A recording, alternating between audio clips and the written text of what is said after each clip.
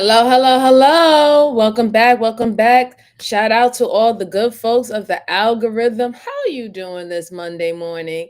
I hope your Monday or your weekday is starting well. And if you didn't have to go to work, shout out to you. I hope you're enjoying your day and you got a lot of good things going for you, whether it's handling billings and things for the house or just rocking out and getting that time to yourself. I hope everything is going well. So I have three new cases for you guys. As I said, I was going to come back. And I just want to appreciate all the people that came in early. Shout out to TMKC. If that's you, sis, how are you doing? That don't look like you, but shout out to you. If that is you, ma'am. Miss Jalen, thank you so much for stopping by. As always, you're such a great supporter. I appreciate you. Shout out to Young Riaz. How you doing, sir? I appreciate you. You are always a great supporter. Shout out to you, young sir.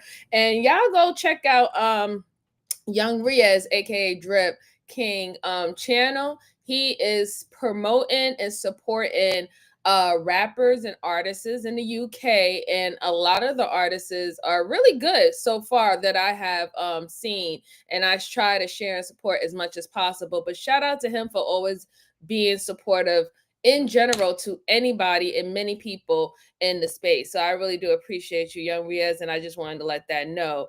All right. So the first case that I have for you guys is when an evil couple realizes that the cops uh pretty much found out their deep hidden secret. They kind of thought that they was going to get away with it, but obviously if we're reporting on it, they didn't. So we're going to review this case and we're going to see how this one goes and plays out, okay? So let me pull this up for you. And shout out if my energy levels seems a little bit off. I'm in my fasting stage and it's really kind of hard, but it's always good for you to take that break and let your system really replenish and cleanse itself. So bear with me, okay? But here we go. Stab holes through the wall, like 50 of them. If he sees this, I'm a target. If he sees this, he's gonna come after me. And that's what I want. I want to end it. Do not, I repeat, do not attempt to contact or engage with Mr. Boyette. This gentleman is a killer. He's shown that proclivity time and time again. They have stayed mobile, and that's one of the ways that they have eluded their capture. He may use violence again to carjack a vehicle. If he sees this, he's gonna come after me. And that's what I want. I want to end it.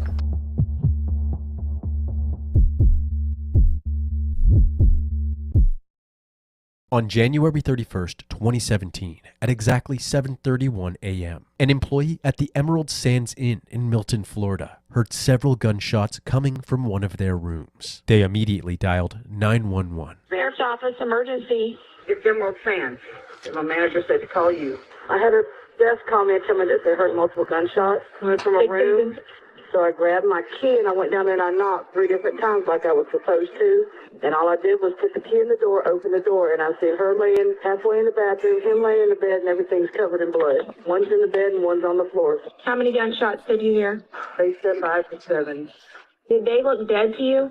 Yes, ma'am. They look dead. Both of them. Officers were immediately dispatched to the scene. Inside room 107, they found 2 female bodies lying motionless, one on the floor and one on the bed. Both had suffered gunshot wounds to the head. Copious amounts of blood stained the carpet and bed sheets, and scattered around the room were several .38 caliber shell casings. The 2 women were identified as 31-year-old mother of 3, Alicia Greer, and 38-year-old Jacqueline Moore. Those who were staying at the Emerald Sands Inn were questioned by police about the incident. Just before gunshots were heard, a man driving a black Ford Edge SUV had been seen exiting his vehicle and entering the victim's room. This man was 44-year-old Billy Boyette Jr. Billy has an extensive criminal history, which includes drug trafficking, battery, resisting arrest, and many other charges. He had recently been released from prison, but there was a pending warrant for his arrest. It turns out that Billy Boyette was Alicia's abusive boyfriend, and had assaulted Alicia after accusing her of stealing his drugs and money. She was hospitalized due to her injuries, and 10 days before her murder, she filed multiple charges against Billy. Fearing for her life, she initially hid at her mother's house before seeking refuge at the Emerald Sands Inn with her friend Jacqueline. With this new information, police had their first suspect, and a search for Billy Boyette began. Deputies are looking for William Boyette Jr., a person of interest in the case.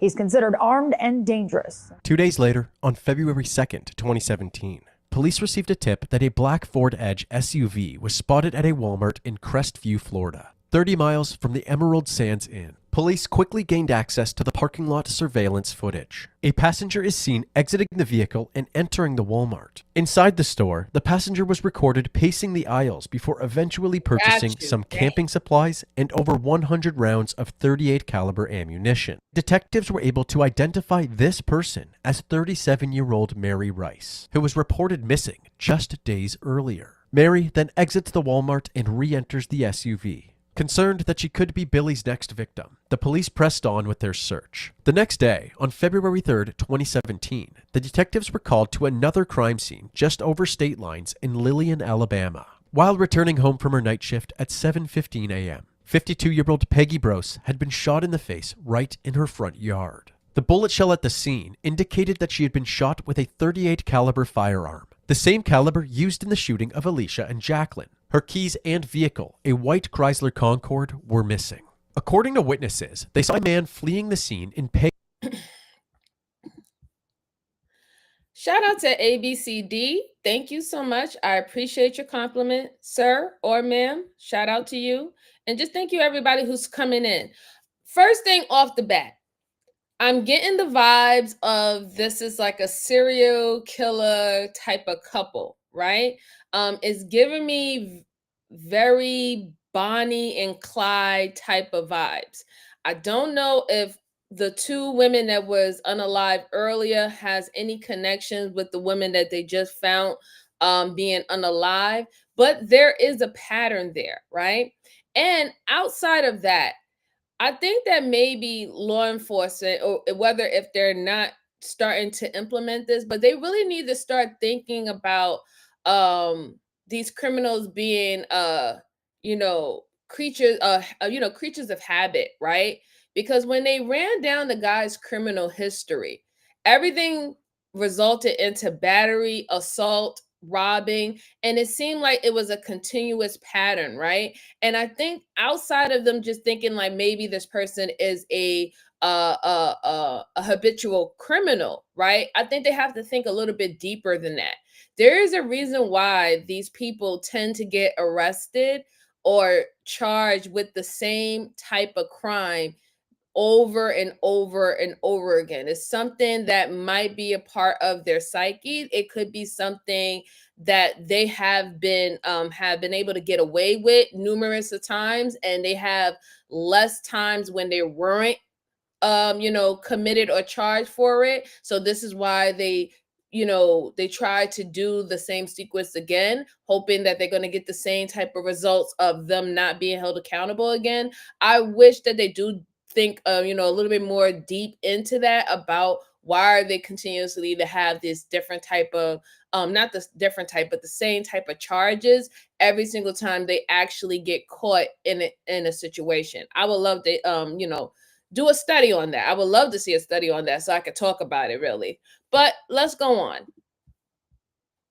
Peggy's car, directly followed by a woman driving a black SUV. Police later discovered surveillance footage of these vehicles driving away from Peggy's residence. If Mary was the one driving the SUV, why would she keep following Billy? Investigators now wondered if Mary was an accomplice. Authorities ramped up their search efforts by coordinating a massive multi-state manhunt involving law enforcement agencies from Florida, Alabama, and Georgia. This seemed to pay off as the black SUV was quickly located in a grocery store parking lot back in Florida. The police obtained footage from this parking lot surveillance camera, and the two vehicles can be seen pulling in shortly after Peggy's death. Billy exits the white Chrysler and Mary exits the black SUV. The two then transfer items from the SUV to the Chrysler before driving off, heading east into Pensacola, Florida. With a murder spree unfolding and Billy still at large, authorities decided to speak to the media to warn the public. Practice some common sense. When you go to work, when you come home, make sure a friend or family member knows where you are. what your expected time of arrival is. Again, these may seem like measures in the extreme, but we're dealing with an extreme situation here. The Escambia County Sheriff's Office offered a reward of $21,000 for any information leading to the arrest of Billy Boyette, and made it clear that he was armed and extremely dangerous. As the search continued, investigators wondered how Billy and Mary were connected. While Billy was staying at the same prison as Mary's brother, the two crossed paths during a visitation. They quickly became pen pals and continued communicating following his release in 2016.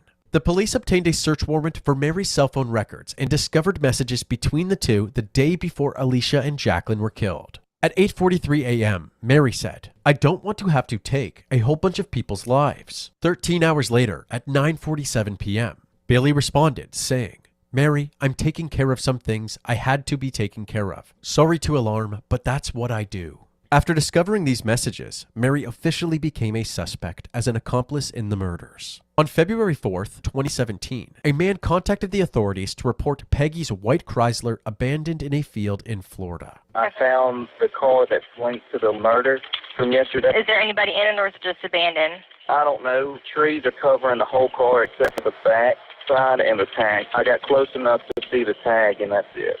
The vehicle was found in a hunting area, so there were cameras mounted on several nearby trees. Luckily, these cameras captured photos of Billy and Mary walking through the woods. Billy led the way with a gun in his hand, while Mary followed holding a white jug and several bags. But despite authorities consistently being right on their tails, Billy and Mary were always one step ahead. Over the next 2 days, the suspects were spotted at several locations where they bought food, drinks, more ammunition, and other miscellaneous items. But they were always gone by the time authorities showed up. During this time, Billy's brother, Brian DeWolf, spoke with the media about his brother's past. We had St. Bernards, and we raised them, and one of them kind of sidestepped into him, knocked him down. When I was 4 years old, picked up a ball-peen hammer and knocks the dog out. Blamed my mother for not coming up with $25,000 for his legal expenses so he wouldn't have to go to jail.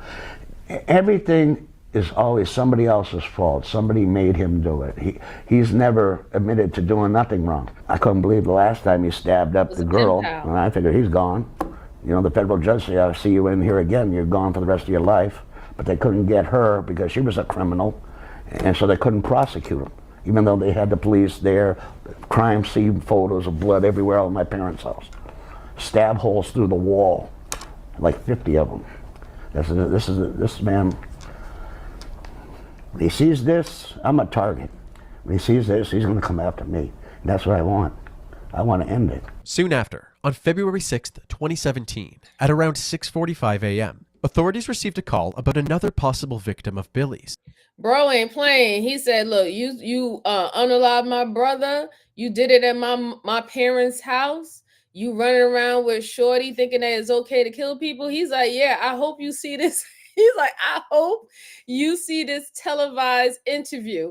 Come check me." He's not playing with him. He's not playing with him at all. I don't think he's playing with neither one of them.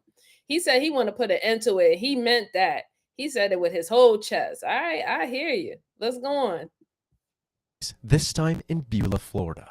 Do you know what happened to her? I don't know. Okay, so she's been hurt and her vehicle is also missing? Yes. The voice you just heard in this call belongs to the sister of 28-year-old Kayla Crocker. Kayla didn't show up to work that morning, and with the murder spree all over the news, her mother and sister decided to check up on her. Inside Kayla's bedroom, her 2-year-old son was unharmed in his crib. Next to the crib was Kayla, bound with white rope and a gunshot wound to the head. The bullets collected at the scene once again indicated that a .38 caliber firearm was used. Also, Kayla's white 2006 Chevrolet Cobalt had been stolen. According to her neighbors, 2 people who looked like Billy and Mary had shown up at her house, leaving shortly after with the vehicle. Kayla clung to life for over 24 hours, but she ultimately succumbed to her injuries. 4 victims in just 6 days. Authorities were desperate to apprehend Billy and Mary, fearing the possibility of more victims. Do not, I repeat, do not attempt to contact or engage with Mr. Boyette.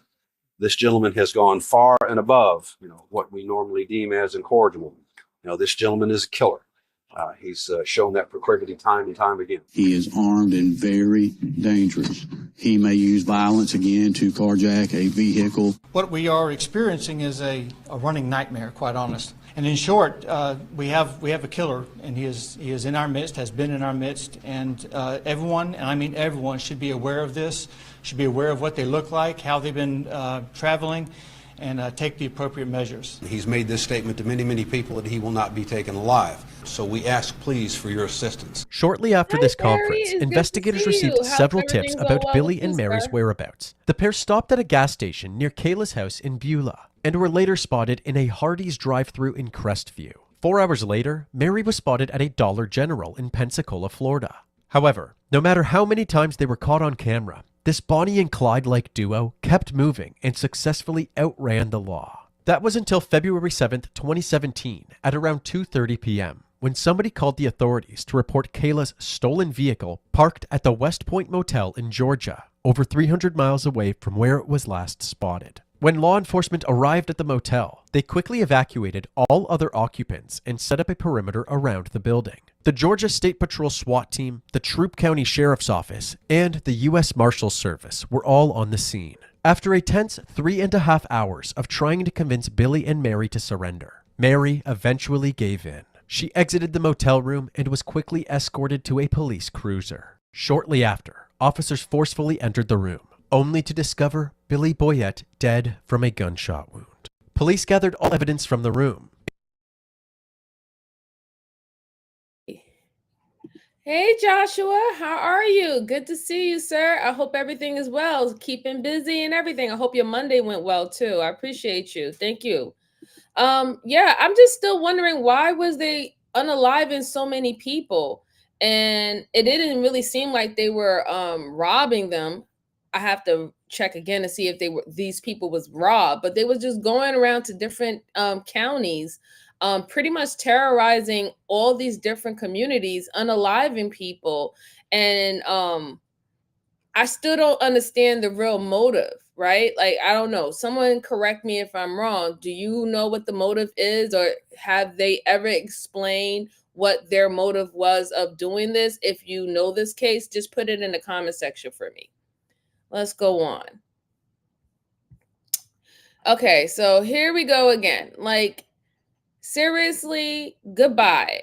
I don't understand what is wrong with these people. If you don't like this immersive going over cases, see your ass out. I don't need you coming in here saying whatever you have to say. It does not matter. I am reviewing these cases. If you don't like that I'm reviewing it, go the fuck somewhere else. Like, seriously, you're getting quite annoying at this point. Nobody cares what you have to say. You're irrelevant. Goodbye. All right, let's go on. Including blood samples, a .38 caliber firearm, several drugs, and an assault rifle. According to the motel staff, Mary, disguised as Kayla Crocker, used her identification and credit card to check in to the motel. But after 8 days on the run, she was finally captured and taken to a local detention facility. The manhunt for a triple murder suspect and his alleged accomplice is over. Billy Boyette is dead. Mary Rice is in custody. She was checked out by EMS, no apparent injuries. While in custody, she made allegations against Billy Boyette, claiming that he had held her against her will and right, assaulted Gary her. C. I didn't do anything. Yeah, man. He beat me up, man. He beat down me like almost every day. The day after her arrest, Mary was brought into the interrogation room for questioning. Keep in mind, Mary is unaware that the detectives have followed her movements using video surveillance. I mean, I didn't know what to do. I'm there in my house by myself, you know. So alone, man, and he came. All right, so since we was rudely interrupted, I'm trying to figure out whether or not did Mary unalive her partner and then made it seem like she was giving up to the police. And then now that's why she's trying to spin the narrative that she was a victim the whole entire time while they were out here doing the sprees and killing sprees and stealing people vehicles and stuff like that. I'm wondering if that's what happened, right? Because they said that the male was found dead when they was able to get into the hotel room. I'm wondering if she did that, like, to try to make it seem like, oh, I was a victim the whole entire time, try to get the lesser amount of charge that she can possibly get, and play herself as the victim in the situation. I don't know. But listen, put a 1 in the chat if you can hear my sound, because someone is saying that my sound went out, but my mic is working pretty fine. So just put a 1 in the chat for me, okay? Thank you. Came in and he had blood on the side of his head, and he was like freaking out, pacing the floors, and he had a gun. I just woke up, got this gun in my face, and the next thing I know, we're getting into a vehicle. To your knowledge, did the incident at the Emerald Sands Inn, did that happen before he picked you up? Yes. Yes. To my knowledge. All right, where did you go from there? Maybe go into a long. Did he stay out in the car? No. Yeah. He was in Walmart. Okay. He was watching me, and I know he could see me in the store. He had somebody with him. They had a gun on me, they're in the back, and I didn't even get a good glimpse of who they were or anything, because I had to get in the car and drive. They got a gun to my side. Where did this other guy you're talking about, where did he come from? I don't know, and I've never seen him after. According to Mary, Billy threatened to kill her and her children if she called for help. Her side of the story made her a victim rather than an accomplice, but the detectives weren't buying it. Is there anything else that you want to change or alter from what you've told us? When we caught the black one, the other person stayed with it. Mary, listen to me. Okay. If I were to tell you that numerous people saw you and Billy following the person in the white car to her home, where the white car was taken, you were with them because you guys were seen together, okay? There wasn't a third person there. It was just you and Billy, right? Right. Okay. Why did you tell me that? Because I'm scared. Well, I understand you're scared. The truth makes more sense than the story at this point. You know what I mean? That's the truth. Okay. Okay. Well, thank And you. that's the only thing that I embellished on. Okay. Thank you for being honest. I'm scared. I know you are. After calling out a crack in Mary's story, they continued to apply pressure by asking her about the murders, starting with Peggy. So, Mary, just look at me and let's be honest. But Mary needs to admit it. She's not scared of anything else but the actual consequences that she deserved. That's the only thing that she's afraid about. They seen her on video at Walmart, at different other places. You was literally riding in that woman's, that unalive woman's car. They seen you walking in the woods with Billy. You didn't seem like you was under high distress. You went along with him going on a killing spree. And yes, you sent a message saying, hey, I don't think it's necessarily we have to unalive everybody that, we come across. But Billy said, listen, I know what I'm doing and we're following through it. You was all down for whatever he had, set up in his plan, what his plan was. So now you're crying, talking about you were scared. You're only scared that they're going to throw the book at you, because whether or not, if you unalive Billy, or Billy was a punk and he unalived himself because he didn't want to deal with the courts and what they want to charge him with, that's the only reason why you're crying. You're not crying because of the unalived woman's white car that you was riding in and the other two women that you helped Billy unalive. Like, you're not crying because of that.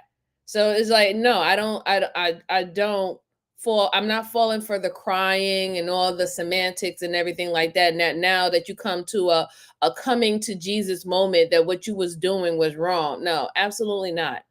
Not on the banking of these people losing their lives. I can't. No. But let's go on. Honest with each other right now. No, Somebody got hurt. Okay. What do you remember about that? Gunshot. You heard a gunshot? Yeah. Okay. Told him to fall on and gasped it. Which car were you driving? I had to drive the black one. He was in a white one. And you followed him, and that's when you pulled into a parking lot, you said? At first, he had me grab some stuff and throw it in there. That's when he hit me, and then he goes, no, never mind. He grabs me and puts me in the white car. It was like he'd have an ice belly, and then you'd have like Jekyll and Hyde, for real. Notice how Mary tells the detectives that everything she did was Billy's idea. Told him to fall on and gasped it. I had to drive the black one, but he had me grab some stuff. She inserts this type of language into every one of her actions, offloading all responsibility onto Billy. Just understand, Hey, problem, these questions child. we're How you asking, doing? we pretty much have the answers to them, and we have evidence to back up a lot of the answers we already know about. We just want you to be honest. There's surveillance of both you guys, Billy getting out of the white car and unloading stuff out of the black car. You getting out of the black car and helping to move stuff from the black car to the white car as well, and then you both getting in the white car and leaving. Mary's facade was beginning to crumble, so they intensified their questioning, focusing on the other victims. I want you to concentrate on that time that you guys got the last car. I heard a woman. I was not in there. I swear to God, I wasn't in there. I wasn't. Look, I'm telling you, I didn't witness any. I'm not here to judge you by any means, okay? We just want the truth from you. That's all we're looking to get from you. Okay? At one point, I actually went inside the house. Okay. And I'm glad that you said that. She was fighting him. She was mouthy with him. He says, "Pick up that rope and give it to me." He tied her up, and I just did the bow in the back. I tied a little bow, to where she could get out. Now, when Billy tied her up, or when you guys tied her up, because you helped tie her up, you said you tied the bow in the back, even though she could get it out if she wanted to. Yes. Okay. Was the guns loaded at that particular time? Yes, he always kept them loaded. He did. I wasn't in the house. So I see y'all talking about the moderator. Yes, Joshua is one of my moderators. He's been on my channel since forever. He was on my first channel, the one that I used to take down, and there's a lot of other moderators. I'm definitely trying to get to the point where this channel gets successful that I can actually pay my moderators for modding for me. So the help from everybody on this channel, it helps me to do that for these individuals, because I truly appreciate them when they step in and they take time of the day to assist with this channel. Okay, but let's go on. Shout out to everyone in the chat. I hope you're hitting the like button and share this out to anybody who likes this type of content. Excuse me. Let's go on. So after that, he made me leave. I went outside and I threw the stuff in the car, and before I could turn around, I hear a gunshot. He comes out and he said she shouldn't have backtalked me. She was going to call the cop. I couldn't trust her. After several hours of vigorous questioning, Mary became overwhelmed with emotion. He's a monster. He's serious about everything he says.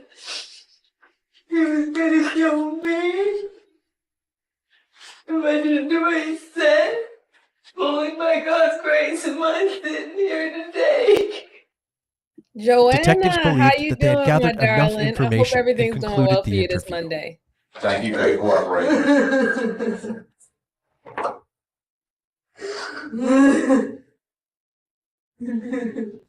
Following this interview, Mary faced multiple charges, including accessory after the fact for the murders of Alicia Greer and Jacqueline Moore, capital murder for Peggy Brose, and first-degree murder for Kayla Crocker. While in custody awaiting trial, Mary continued to profess her innocence. On September 28, 2018, her trial began. The defense portrayed her as a threatened woman forced to comply with Billy Boyette's demands. They highlighted her upstanding character and called several witnesses to testify to All right. So number one, I knew the defense was going to take the trope of her pretty much being coerced by Billy to participate in this killing spree, right? That was going to be their biggest stance as a defense attorney on her. I'm surprised that they was actually able to even get some character witnesses to talk about her character, but the evidence in the video that the prosecutor is going to show to the jury and the judge is too strong to let her know that she was not coerced at any point of time of this whole thing. She was not coerced. And I do believe that she's banking on that message that she said to that she sent to Billy via text message saying, "Hey, I don't think we have to unalive everybody." And Billy was like, "Listen, it's my plan and I know what I'm doing, okay?" I think that she was going to bank on that. Also, her defense attorney was going to bank on her that she did show signs of having a conscience at one point, but that is not enough. You was rolling around in a woman that you unalive. You unalive this woman and you rolled around in her white vehicle, right? And every step of the way you was with him. Every step of the way of fleeing from the cops, you was with him, purchasing food at Walmart and or getting gas at this gas station. You did not sit up here and put up smoke signals saying, "Come help me. This dude is crazy. I'm in danger." You didn't do none of that. So, you know, even though that was going to be what the defense attorney was going to lead with, no jury or judge or even the prosecutors are going to buy that she was under that much of coercion, that she would willingly commit a crime, unalive someone, ride around in their vehicle for days pretty much, and and not try to get help. Or if this guy is threatening you or he's beating you and he's saying that you have to do this, or I'm going to unalive you, you didn't reach out to anyone to say, "Hey, help me, I'm in a dire situation." Nobody's going to believe that. No one's going to believe that, and I wouldn't believe it either. Yeah, I mean, she would have WWI, she would have had a best bet, maybe possibly plead insanity or temporary insanity, right? Or off extreme anxiety and stress. That could have been a possibility, but no, I don't buy it. And shout out to my brother Freezy. Shout out to you, sir. Thank you so much for stopping by and supporting. I truly appreciate you. Thank you so much for sharing the stream, bro. I truly, truly appreciate you. Thank you. Thank you so much. Shout out to you. Mods, if you could do me a favor, can you please put and drop Brother Freezy's link to his channel in the chat, just in case if anybody is interested in different topics. He does have open panels, so you can come up and speak about whatever the topic is about. He is respectful to everyone, and everyone gets their voice heard. He's a great channel that you can learn some things and take some things from. So shout out to you, sir. I truly appreciate you. Let's see. Oh, Mary, how you doing? It's good to see you. Good to see you. I appreciate you. Ooh, that's nasty. That's nasty. Let's see. RJ, thank you so much, sir. It's good to see you. Shout out to you, bro. Shout out to you. How's everything going? Thank you so much. All right. So let me go ahead and finish up this case. To it, including her brother Joseph. She'd always have a friend of hers over that needed a place to stay,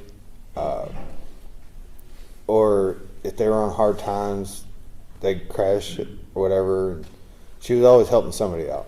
However, the prosecution showcased their collection of video evidence, which seemed to indicate Mary's willing participation in the killing spree. They also focused on the nature of Mary and Billy's relationship, highlighting a plethora of romantic letters and sexual messages exchanged by the two. Happy Thanksgiving, beautiful. I'm single, by the way. What's up? Can you handle a little pressure? I'm talking about taking this. That's the pressure. Mary Rice replies, haha, I do need some. Maybe that's why I am ready to kill everyone.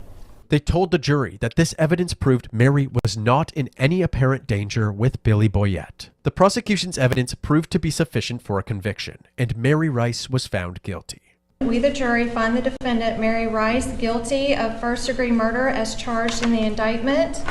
Mary was handed down a life sentence without parole for the first-degree murder of Kayla Crocker. She also received an additional 30 years for being an accessory to the first-degree murders of Alicia Greer and Jacqueline Moore. Thank you, Mary is RJ. I currently serving her appreciate life you. sentence for at the the Lowell compliment. That's Correctional lovely. Institution. However, the story doesn't end there. Mary Rice has not yet faced trial for the murder of Peggy Brose. The Baldwin County District Attorney's Office plans to prosecute her separately in Alabama. She will still be tried in Baldwin County for the murder of Peggy Brose. The big question is, when? Now, according to the information that the DA's office got from Florida, Mary Rice would have to serve 80% of her life sentence, or 30 years, before she could be extradited back to Alabama. It could be decades before Mary Rice ever sees an Alabama courtroom.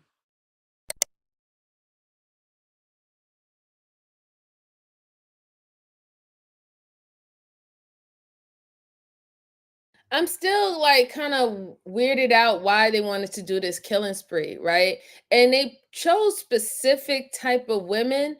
It wasn't as random as we normally hear. Normally hear killing sprees are, right? Normally, if they run out of gas or they run out of money, whoever is in the vicinity that they feel is vulnerable, that's who they will commit the crime, the crime from, towards. That's how usually killing sprees go. But these were pretty specific, right? They went after certain women at a certain age, and they were from a certain town.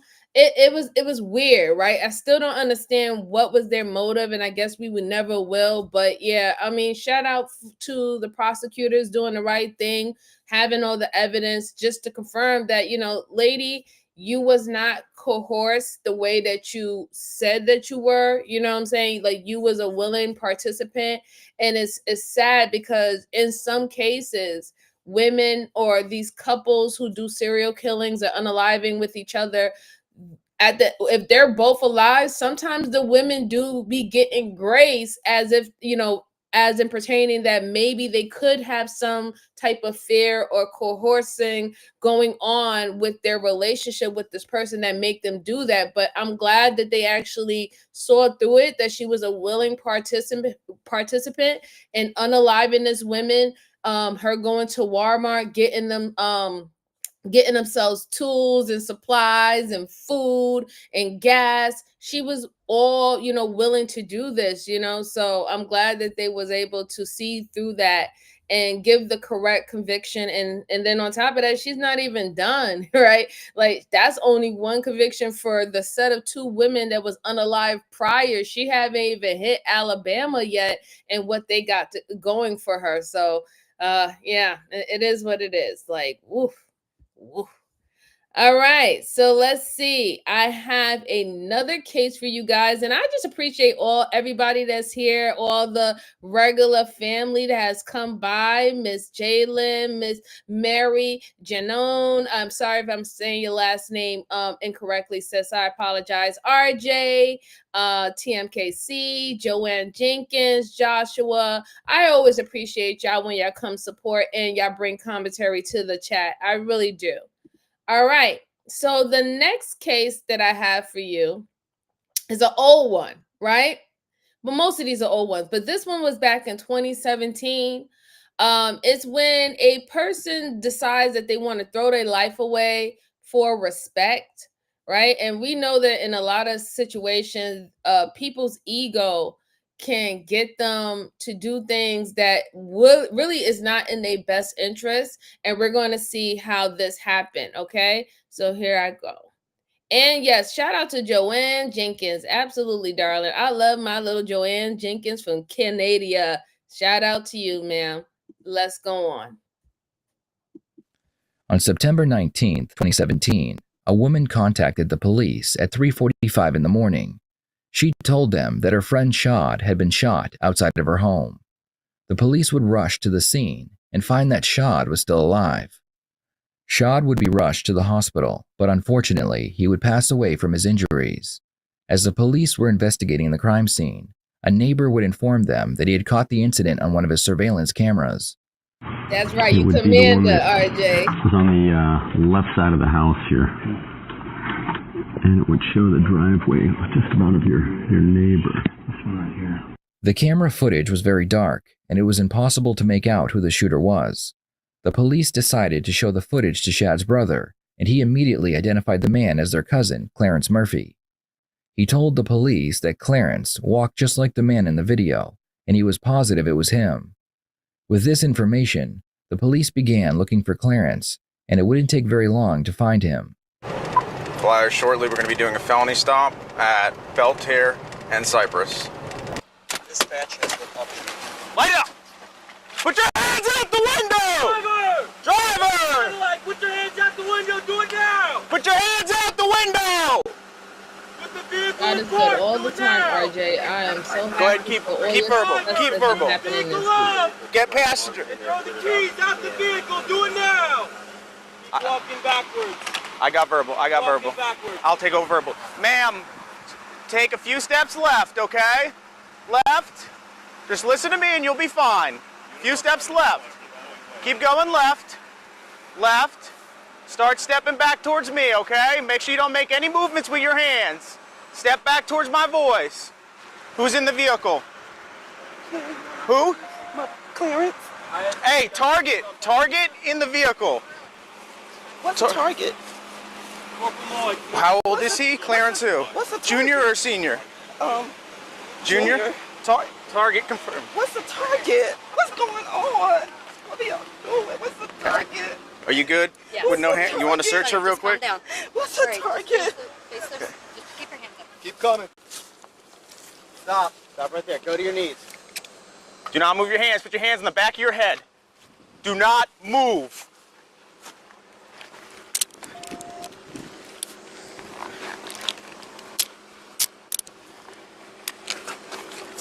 Stand up. The police were able to arrest Clarence, but they also had his girlfriend, Alberta Cargill, in custody. They decided to see what she knew about the night of the shooting. Okay, and you swear and affirm, raise your right hand for me, you swear and affirm the statement you're providing today is truth, the whole truth, and nothing but the truth, help you God. Yes, ma'am. Okay. What is it, an Escalating? Yes, Escalating. Okay, and that's solely your vehicle? Mm-hmm. And you're the only one that operates that vehicle, except for your kids, or does your boyfriend Clarence, does he operate it? Sometimes. Sometimes, okay. Did he operate it within the past 24 hours? No. Okay. Okay, so obviously there was a little bit of an altercation, I guess, last night into maybe early this morning or what have you. Mm-hmm. So with that said, when you guys were home last night, take me back to like 7 at night or 6 at night or anything that jumps out at you, but give me the normal of last night. I mean, is Clarence drinking or? Yeah, I had a pineapple soda. At that time, he had a water. Okay. And we were just hanging out, and then I'm trying to think of that. I left. So Mary said, I don't think I ever seen a police officer not claim that they were resisting until today. Well, you see what it is, Mary? A lot of the cases that we see online that is publicized in the media and stuff is cases where you see some form of police brutality or pretty much abusing authority, right? They don't necessarily show the situations where things actually happens exactly the way that it was supposed to, right? Where the person or the suspect is not resisting arrest and that the police officer is not, overstepping his boundaries. They tend to do that in the media, put the most highlighting ones because they also want to do it for awareness. It's not to say that they're not doing it for awareness, but they know that these are triggering situations to individuals depending on what side you're on. And that sells, right? That sells, that gets viewership. So I understand your point about that, ma'am. I really do. Let's see. RJ said, this is one of the scariest part for me. You never know what they have or how desperate. Yeah, I mean, it is a very scary situation. being a police officer, because you really don't know how things might go, right? You really don't. You don't know whether or not if this person is going to be calm, if this person is going through a mental issue, if this person has something against police officers in general. Just seeing the uniform can trigger something into them. You really don't know. And it's scary on both parts, really. That incident in itself, whether if you are a potential suspect or a police officer, that is just a scary situation that can go left on at any time. At any time. It's not a fun situation for anybody, really. But let's go on. Him. I left him in Benel. I came on home. About what time?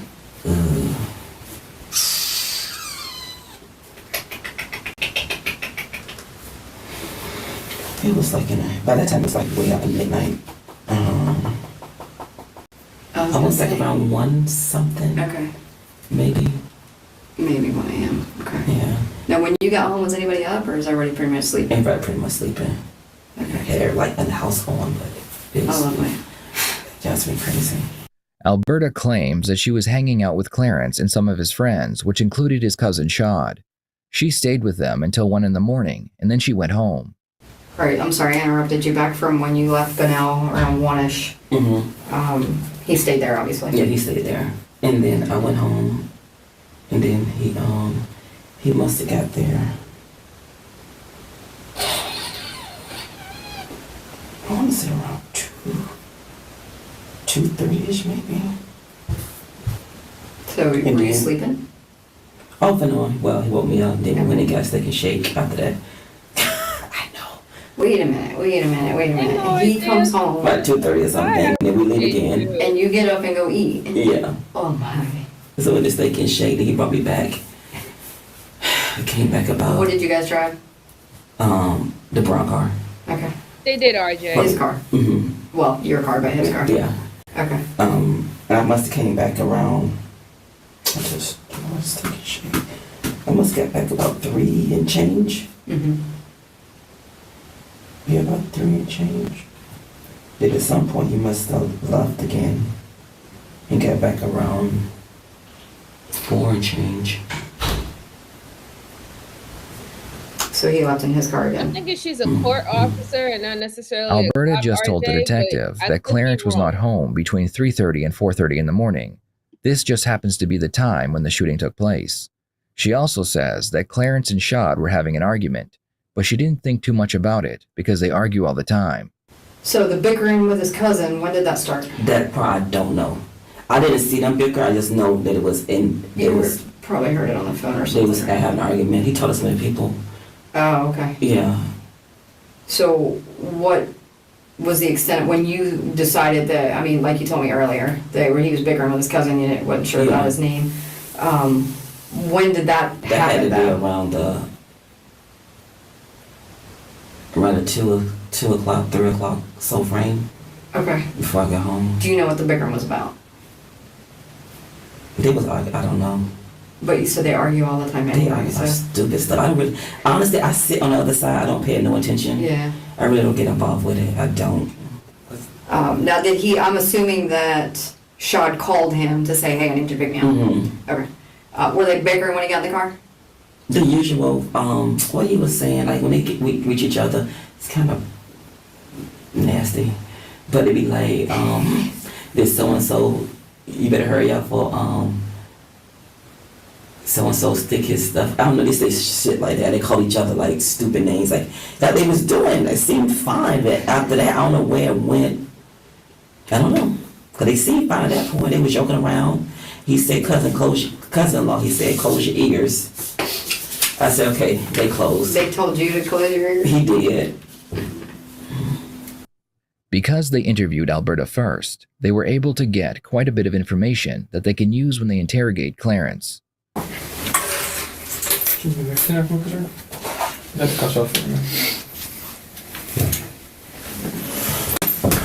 Alright, Clarence.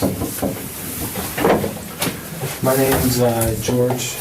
I'm a detective with the Flagler County Sheriff's Office. This is Mike. He's a sergeant here with the Sheriff's Office. Can I just get your information? Your first and last name? Clarence E. Murphy Jr. You wondering why you're here? I've been hearing little odds and ends, I've been hearing stuff. Okay. This is not Clarence's first time dealing with the police. He had recently been released from prison after serving 7 years for drug charges. The detectives read Clarence's rights so they can begin questioning him about the case. First, I want to know if you can help me. What's going on with my girlfriend? Where is she? She's in another part of the office. She's just sitting with one of our female deputies. Oh, really? Yeah. Why is she here? She was in the car when the car was stopped, I understood it to be. Yeah. So she's just... So Moa says, what is this case about? So apparently there was a unaliving, and it was on the basis of ego tripping, right?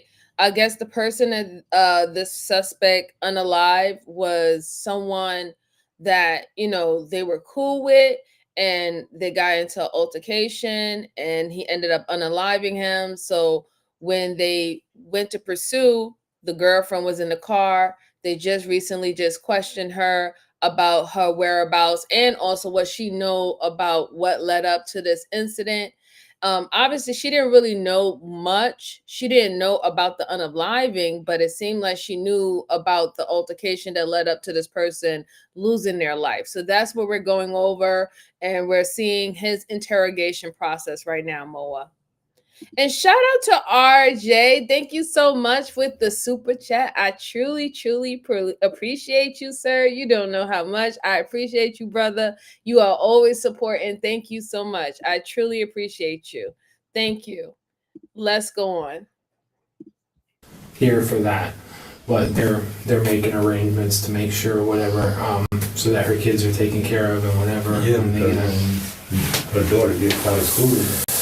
They're like 2:20, 2:30. Yeah, they're going to make sure that her daughter is not just, worst comes to worst, if she's not back at the house shortly, they'll. And I had the shout out Josh. Thank you, Joshua, for the $10 Cash App. I truly appreciate you, sir.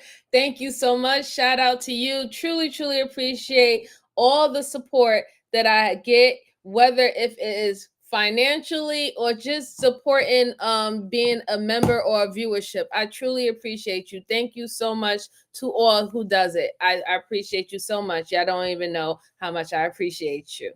And shout out to Miss Jalen. Yes, and please give a shout out, give a like. It definitely helps me stay in the algorithm, and it definitely helps the channel. I truly appreciate anyone who does it going forward.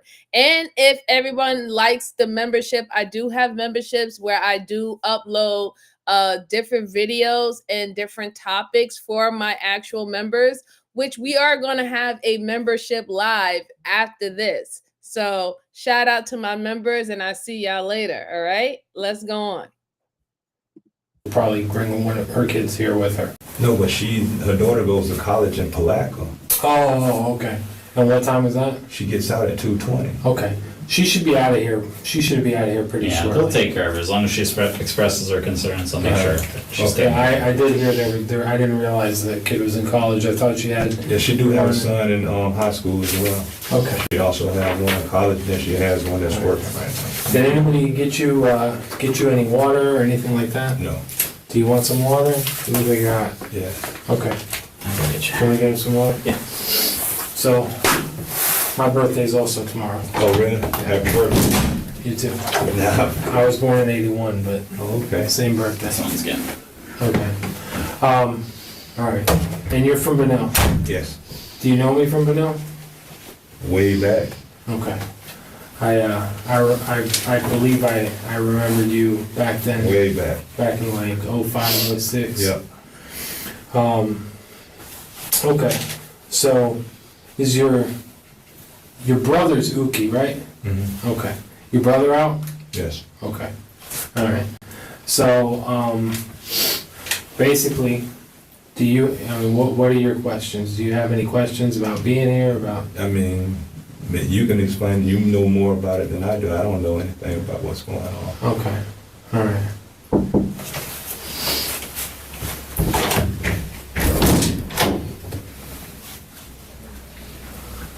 There you go. Thank you. Yeah. Okay. Well, we had a recent an incident that happened in Palm Coast this morning. We got called out to it, and you know, some of the information that we heard, you know, was that you might have some information about it. Well, I mean, as far as you talking about with Shad, right? Yeah. What have you heard about Shad? Yeah, I heard he got shot and killed. Okay. I did hear that. Who did you hear that from? Just people in the streets. Okay. I've been getting calls all morning saying that, oh, you know, they think that you shot, killed, whatever. Who said that? There's a lot of people in the streets. Okay. So why would people think that you shot Yay, Shad? I know they said something about my car being in the vicinity. Shout out to you. Something on surveillance. I don't know. Okay. All right. No, but we did, you know, we had a little altercation or whatever, but it wasn't that serious. Okay. You Like know. what? Well, I had, honestly, I got a food stamp card from him. Okay. And I went to get the, spend the food stamps. Uh-huh. And it was no money on it. Y'all are showing so much love on this Monday, and I truly appreciate you guys. I really do. Shout out to my brother, No Captivity, with the $15 cash app.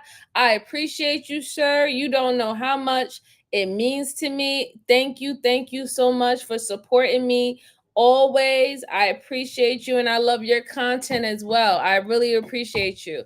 And shout out to my girl TMKC for becoming a member. Shout out to you. I appreciate you. And also shout out for her gifting 5 memberships to the level. Let's talk about it so you can see the content, and let's welcome the new members to the corner community. We have Journey Shift. Shout out to you. I appreciate you for stopping by and listening. And shout out to Keba McClennan. I'm sorry if I'm mispronouncing your name wrong. I appreciate you. Shout out to you. Thank you for joining the membership. And Karen, shout out to you, sis. How you doing? I appreciate you. Thank you so much for stopping by, and welcome to the membership. Tato, Ty, shout out to you. It's good to see you, sir. Thank you so much for stopping by and supporting. And shout out and welcome to the membership. And Jen B, thank you so much for stopping by, and I truly appreciate you. And shout out and welcome to the membership. Thank you so much. And like I said, TMKC, thank you so much for doing that, sis. I truly appreciate you. Thank you so much. But let's go on. I want to hear his explanation, because he's making it seem to the detectives that he doesn't really know what's going on. He heard about it. It's been like some type of rumor that's been going on in the neighborhood about this apparent person being unalived. And I want y'all to pay attention to the detectives' mannerism as well as his mannerism. And there is a reason why they're not blocking the door. The door is on the side. Remember, we talked about how they position themselves in the detective or the interrogation room. There's a reason behind that. So just pay attention to that, okay? And let's see if it changed throughout the interrogation. Let's go on. How much money was supposed to be on it? It's supposed to have been $300. Okay. And there was nothing on it? There was nothing on there. Absolutely nothing. What was the agreement with the food stamp card? When did you get it from him? I got it from actually a few days ago, and it was $97 on there then, and then it was supposed to be another $200 come on there. So you know, I was gonna go get food for the family, whatever. Okay. And there wasn't anything on there, so I called him. When was that? After we went to Walmart and seen that it wasn't anything on the stamps. Mm-hmm. So I don't know. He asking for a specific time. Mm-hmm. I really can't give you a specific time. I know it was early in the morning, like, you know. Like when? Like 7 a.m.? No, not that time. Probably about Maybe 1, 2. Okay. Roughly. All right. Okay. So I called him. He didn't answer. Called him again. He didn't answer. So I sent him a text. It was a nasty text, you know, saying like, you know, you're a junkie or whatever. You didn't have to do me like that. You sent him that? Yes. Oh, okay. And then he sent me a text saying, F you. And it goes on and on and on. So I was like, what I said? I said, so where you at so we can F together?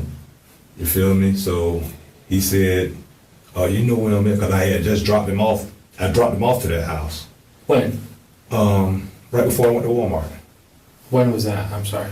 I don't know the exact time. So you dropped them off the day before? No. Was it nighttime or daytime? Yeah, it was that. When sun's up or down? Down. Okay. Down. Yeah. Okay. Yeah. All right. So you dropped them off before I went to Walmart. Yeah. Okay. And then when I tried to get back in touch with him, I couldn't. Whatever. So, like I said, I shot a couple of texts at him, and you know, my intentions, you know, was to go and, you know, fight him, honestly, you know. And when I got there, he wasn't there. Knocked on the door, no one was there. So I got in my car and I left. And then I sent him another text, like, you know, because all I wanted was a fade. You know what I mean? Was a, you know, hand-to-hand combat. And then he didn't respond. Okay. And then I sent him another text like, man, you're a real chump, you know what I mean? Shouldn't be out here taking people's stuff or whatever. So, and that was it. Okay. Clarence explains that Shad had not paid him for the $300 in food stamps that he was owed, and because of that, he was very angry. Clarence realizes that the police have him on camera, and they know he had an argument with Shad. He knows he can't deny being there, so he says that he dropped him off and then left before Shad had been shot. He also makes sure to let the detectives know that he had been texting Shad after the shooting took place. Clarence most likely believes that texting Shad after he took his life will make him look innocent. Yeah, that's the setup, right? And RJ, you bring it up and you correct me if I'm wrong, you know, since you're law enforcement, you're an officer yourself.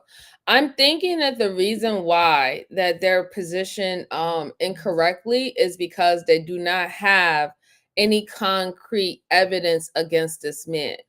They don't have anything that will, no matter what, whether if they lie, if he was a lie to them or not, that they can actually convict him or hold him on something. Because even the information that they got from the girlfriend, she gave information about the altercation and or hearing the argument that had between these two gentlemen, but she didn't necessarily know about an actual shooting. She wasn't there, you know.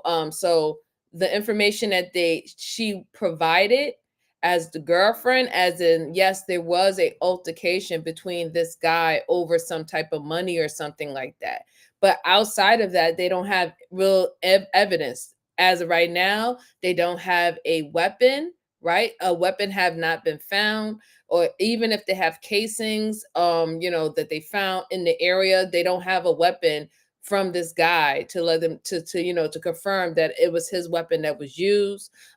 They have not talked about anything about fingerprints or DNA, right? And then with this gentleman saying that he was actually in the car with this individual having this conversation and dropped him off at some place, and when he dropped him off, this guy was alive and now he's not alive.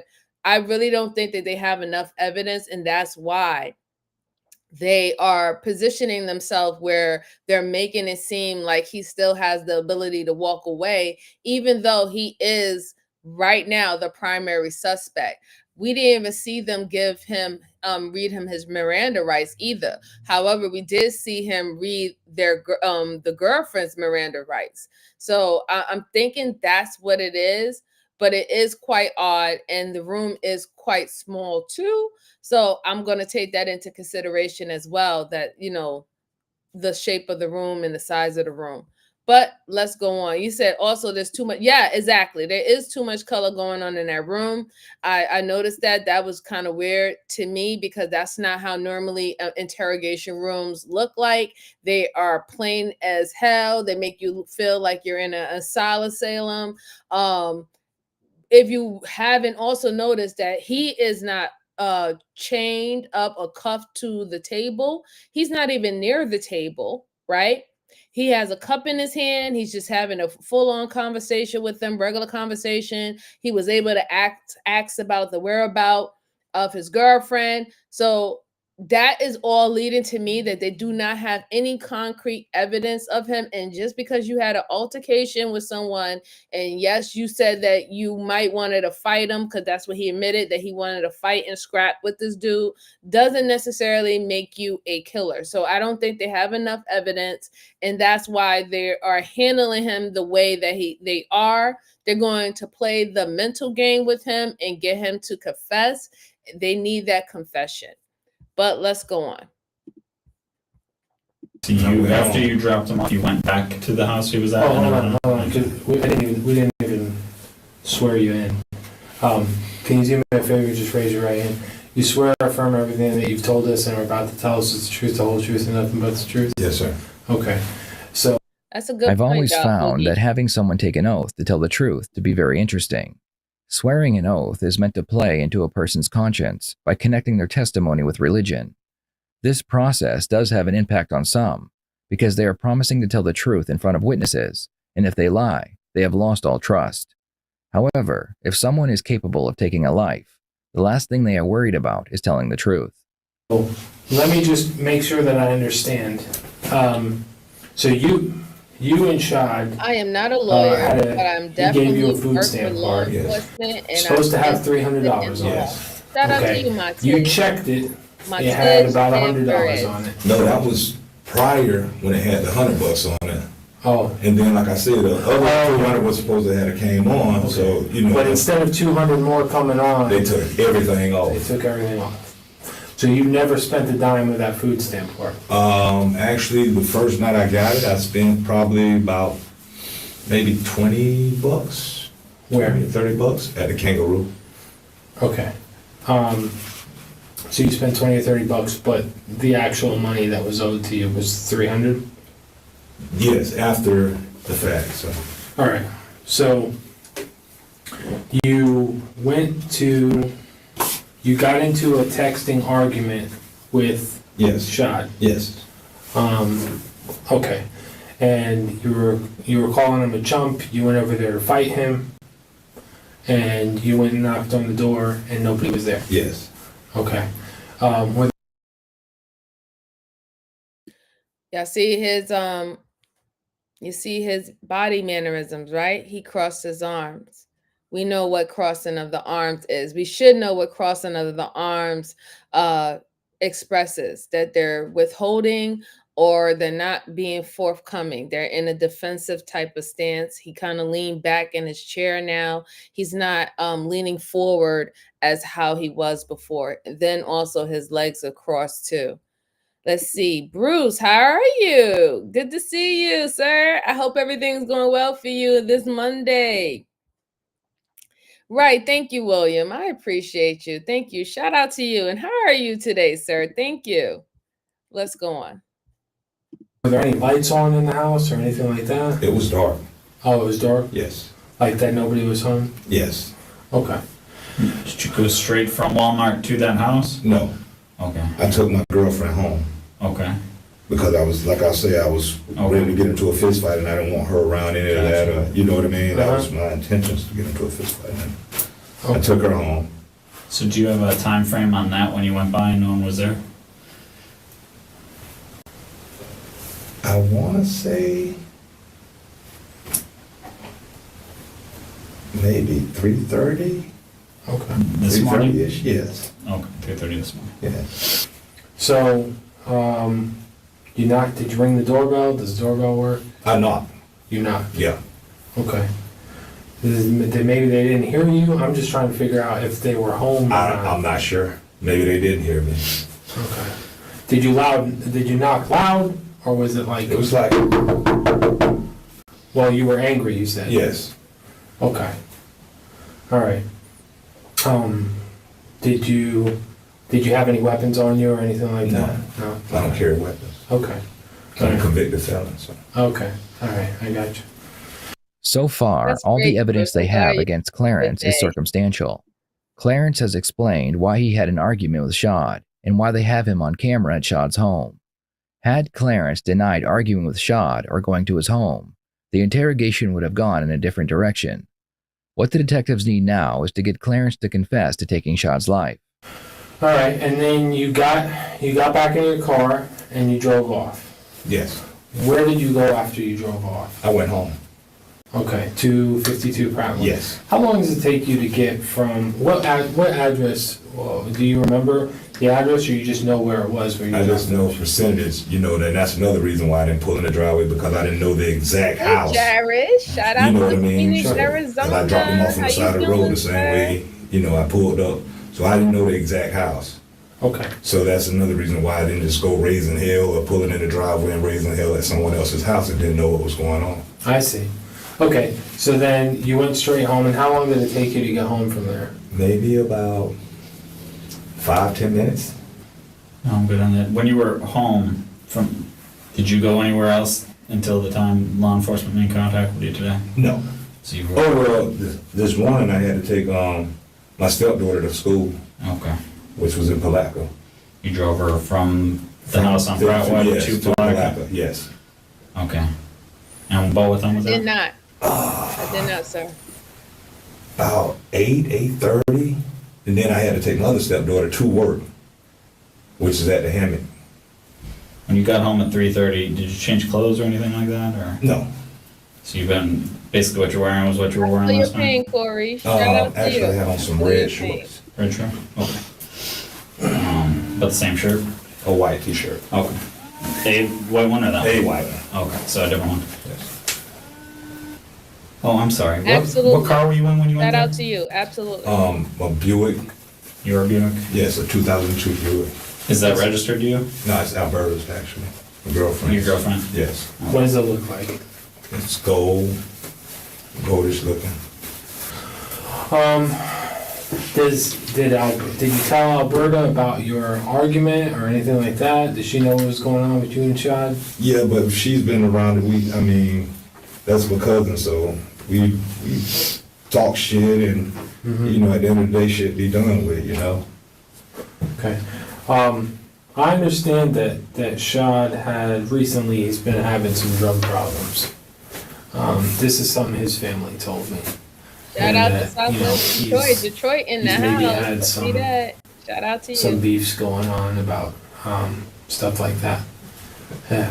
Do you understand that to be Yes. true? Yeah. What kind of drugs? Do you know what kind of drugs he's been using? Crack. Crack? How long has he been smoking crack? I have no idea. Okay. Well, I used to talk to Shad a long time ago when I worked in Benel all the time. He did not.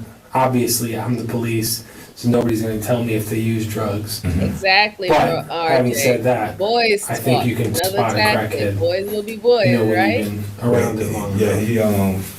I think he's actually, well, obviously, honestly, he can't for some of them, because some of them keep themselves up, some of them take showers when they're supposed to, some of them are more not so crackheads, but just users. You know what I mean? So that's the difference. But. Okay. All right. You got anything about that? No. All right. Let me just step out for a second. I'll be right back. One of the detectives leaves the room to speak with his supervisor on how to proceed with the interrogation. They haven't come right out, and So Williams said, seems these detectives are fishing information, and I agree, they don't seem to have any concrete evidence against this guy. Seems just because he was with the guy doesn't make him guilty. And yes, you're correct. They don't really have no real evidence on this man. That's why they really need him to confess, right? Just being with this guy, being in the car with this guy doesn't make you necessarily guilty. By having an argument with this guy doesn't make you guilty. you even stating that you want to, have your 5 or shoot a fair one with him outside because he owes you money doesn't make you guilty for murder. And that's why they need that confirmation from him. So they're using his timeline as well, from when he said that he dropped him off, from when he said that he went and took his stepdaughters to school and the stepdaughter to work, when he said that he returned home. They're going to try to use his timeline to pin him at the point where whenever they find out when he was deceased, right, from the coroner, they're going to timeline it as you was the only person that was there or in the midst that we see that was there when he was alive and when he died. They're going to use that time frame. So that's what they're trying to figure it out. That's why they want him to speak more, tell all these stories about what he was doing, A, B, C, and D, and what time it was, and all the stuff like that. That's why, at the end of the day, what we always say on this channel, especially to shout out to our law enforcement that is with us, we always say on this channel, do not speak to these detectives. Get a lawyer. Shut the conversation down unless they say that you are detained and they read you your even when they read you your Miranda rights. They only read it just because if they have to come back in and now put a charge on you or withhold you, they got that out of the way. It won't be a technicality or a mistrial when they start bringing charges on you. But if you just say from the beginning, I am not having no conversation with you without my lawyer, then you will end this, and then you can get your story and your facts straight. You can bring your evidence. You can have your lawyer speak to you, because anything that you say in this room is going to be used against you. It's not going to be used to clear you. And I think that a lot of people really don't understand that, and that's why they run their mouth too much, right? So we on this channel, we are telling you, stop running your mouth. Most of the time, you are not smarter than these detectives. And even if you are smarter, they're still going to find a way or a loophole to use your words against you, because that is their job. They're working for the prosecutors. They're working for the state. They are not working for you. So pay attention. Okay, let's go on. And accuse Clarence because they don't want him to invoke his rights. They want to keep Clarence talking, and hopefully it will lead to a confession. This is a data report between you and Chuck. The phone that you were using to text him, because this is, to be honest, this is pretty much everything exactly the way you're telling us. So, you said he's been stealing from everybody? Yeah, and taking people's stuff and, either running off with it, not coming back with it, or doing scams like this, selling food stamps and there's no money on the card, and I have money on the card, and then when you call who's everybody that he's stealing from? I'm just saying, this around the hood, that's the word in the hood. Okay. Completely unrelated to this, just something I'm curious about. Why do they call you Copper Tom? Well, that's what my dad's nickname was, Copperhead, growing up. So instead of them calling me Copperhead, they just called me Copper Top. Gotcha. Yeah. Okay. So when they found Shad, he had a screwdriver. He had a screwdriver. Right out to Ireland. That's my next stop. I'm gonna go visit Ireland soon. He may Shout out have to been you. trying to use it as a weapon. So you don't know anybody else who's been beefing with Shad specifically? No, I don't. I can't give you any specific names. You know what I mean? Like I say, it's a toss-up. Any given day he can start some shit with anybody. You know what I mean? Yes. Okay. So, like I said, I don't. So know. Historically speaking, who else has he started issues with? Who's he stolen from? It's just like I say, words around. I can't point no names, say no specific names or anything like that. But it's just word around around the hood or whatever. You know how the hood is. Yes, I do.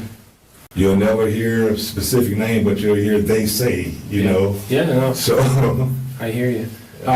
Okay. So all right. So basically, this phone triangulates. We can triangulate your location.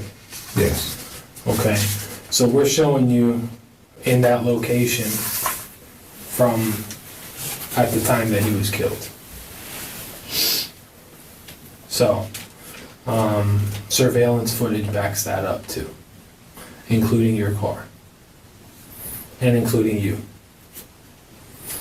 So, everything that you've told us is true.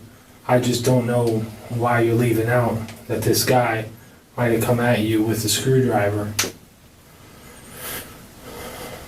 In one brief statement, the detective has told Clarence two things. One, that they have evidence that puts him at Shad's house at the exact time his life was taken. And two, Shad was found near a screwdriver, so the shooter acted in self-defense. This statement will make Clarence believe it is pointless to deny the accusation. It would also give him a way out by allowing him to claim self-defense. I can't tell you that I shot and killed no one, sir. Huh? I'm not finna tell you that I shot and killed anyone. Okay. So your car is the only car that was in front of his house. So that's your car. That's one of the shots of your car. They also had a deputy spot your car leaving at the same time. But I told you my car was over there. I gave you that information. No, I know, and I'm telling you that your car was over there at 3:50. Okay, that's about. The shooting happened at 3:53. The call came in at about 3:54. There's no time for anybody else to do it. Plus, you're on video shooting him. If you're defending. What did I tell you? I told you that the timeline was going to get him, right? And that's why they wanted him to talk about the timeline when he left them and when he dropped him off, when he was at his house, when he went to go drop off his stepdaughters at work and at school. All of that was used for them to pinpoint because they already knew the time of death from the coroner. They already knew that they spotted his vehicle at this man's house, right? They only had those two evidence. But like I said, that doesn't necessarily mean that he did it. Even now, they don't even really know whether or not he did it or not. However, by them fabricating the truth, saying, hey, we only saw your car at this guy's house at this particular time, and also saying that this guy died at such and such time, and there was nobody else that came in, or we don't see nobody else on camera, that is to allude to him to tell the truth that you did it, and then you left, and then you called his phone to act like you was still wondering about his whereabouts, right? Because you remember, they need that confession. They really do. If he gets a good defense attorney, they wouldn't be able to get with the evidence that they have, they wouldn't really be able to get him for first degree murder or anything like that. And they know that he still has the ability to say that everything that he did was in self-defense, that maybe this guy attacked him first, and that's why he had to defend himself, and it ended up him being unalive. These guys want him to get first degree murder, right? But even within the whole situation within itself, it doesn't categorize as a first degree murder. It categorizes as no more than second degree or manslaughter, right? But let's go on. Yourself, it's, that's one option, but you're on video. You're on video walking away, Enjoy shooting the rest of your day, RJ. Be safe out there in the Detroit streets. Shout out to you. Your cell phone puts you there. You have your cell phone on you. A police officer sees you leaving the area, and there were people home. Shad was there with the girl, and you know that. Did he come at you? What happened, man? We already know. That's your cousin, man. Yeah, I was just over at his house today, and everybody is completely devastated.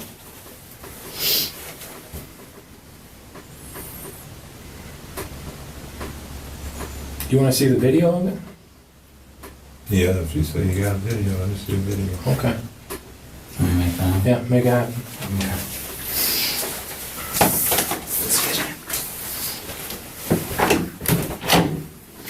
So that's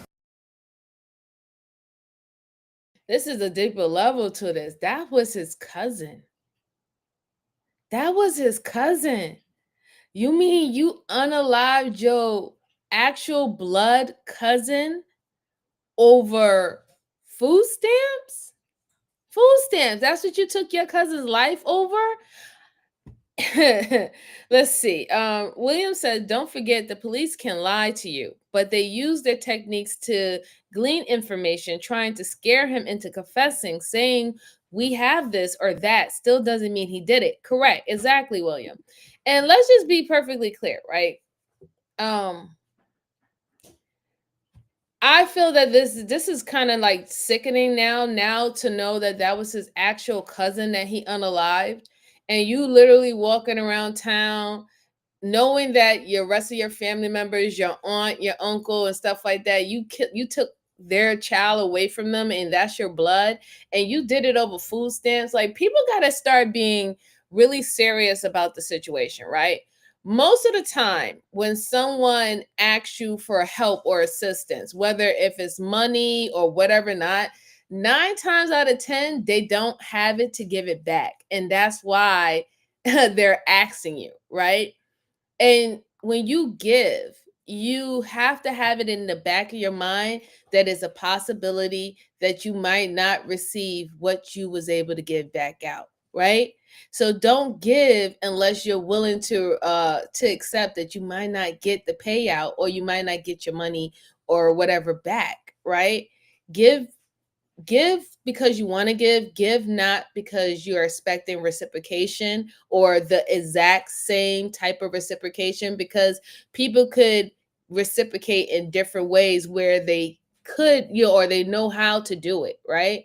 I just feel that that's just crazy. Like, you shot your own cousin like a dog for food stamps? Really? Really, bruh? Let's see. YouTuber 90 says blood doesn't mean shit anymore. Respect is respect. I've been disrespected and done dirty by family members and those I have trusted with all my heart. I feel this man's pain.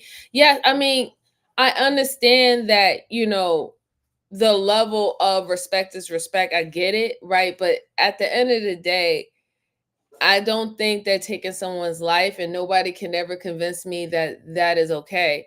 Taking someone's life over food stamps or money is petty, right? To me, it's just petty. It's petty within nature. You should learn, like, if you find out that that person is not going to reciprocate, or they're not going to give money back to you, or what they said that that you loan to them, just take it as a loss and never do that again. Never put yourself in that situation again. But taking someone's life over that, obviously he's not that hurt, or he wasn't that hurt if he went for months not getting paid back that $300 of food stamps, right? So to take someone's life, that's just crazy. It's not necessary at all. Not necessary. Hi, X team. Oh, he said, oh, I appreciate you. I appreciate you. Thank you so much. All right, let's go on. Let's hear what he has to say. Let's also hear if he actually confessed to doing that to his own cousin. That's where we're at. I mean, I can describe your body. I have people identifying you on the video. Your walk, getting into your car. I've shown the video to about 8 people. Every single one of them said. Let's see. So, YouTuber 90, and I'm sorry, guys. YouTuber 90 says you can never say you don't think this or that because you have never been done dirty by your own family to the point where you have felt betrayed. I beg to differ. I have been in that situation numerous of times, right? So you're assuming that I don't. I'm just saying that I'm on the other side. I don't think that that is acceptable behavior. You don't unalive people over stuff like that. It's just ridiculous. People hold on to pain for years, whether it's months or years. Well, listen, that type of pain does not allow you to unalive anyone. It just doesn't. And I'm sorry, I'm not going to give no excuse to that. Absolutely not. Let's go on. It was you.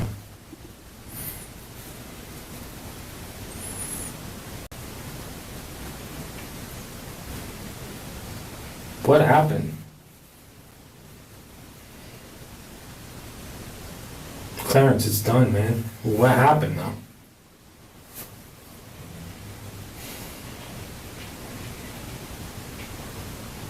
You kill your cousin, dude. Clarence takes the bait and confesses to the crime. He was gonna try to kill me. He was gonna try to kill you? How? Yeah, he had something in his hand. I don't know whether it was a knife. He said it was a screwdriver. Okay.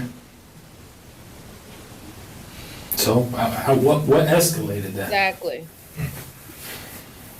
If you're, if you're defending yourself, if that's one thing. I see your car. I see you. I see a muzzle flash. But how do you know that did he say it?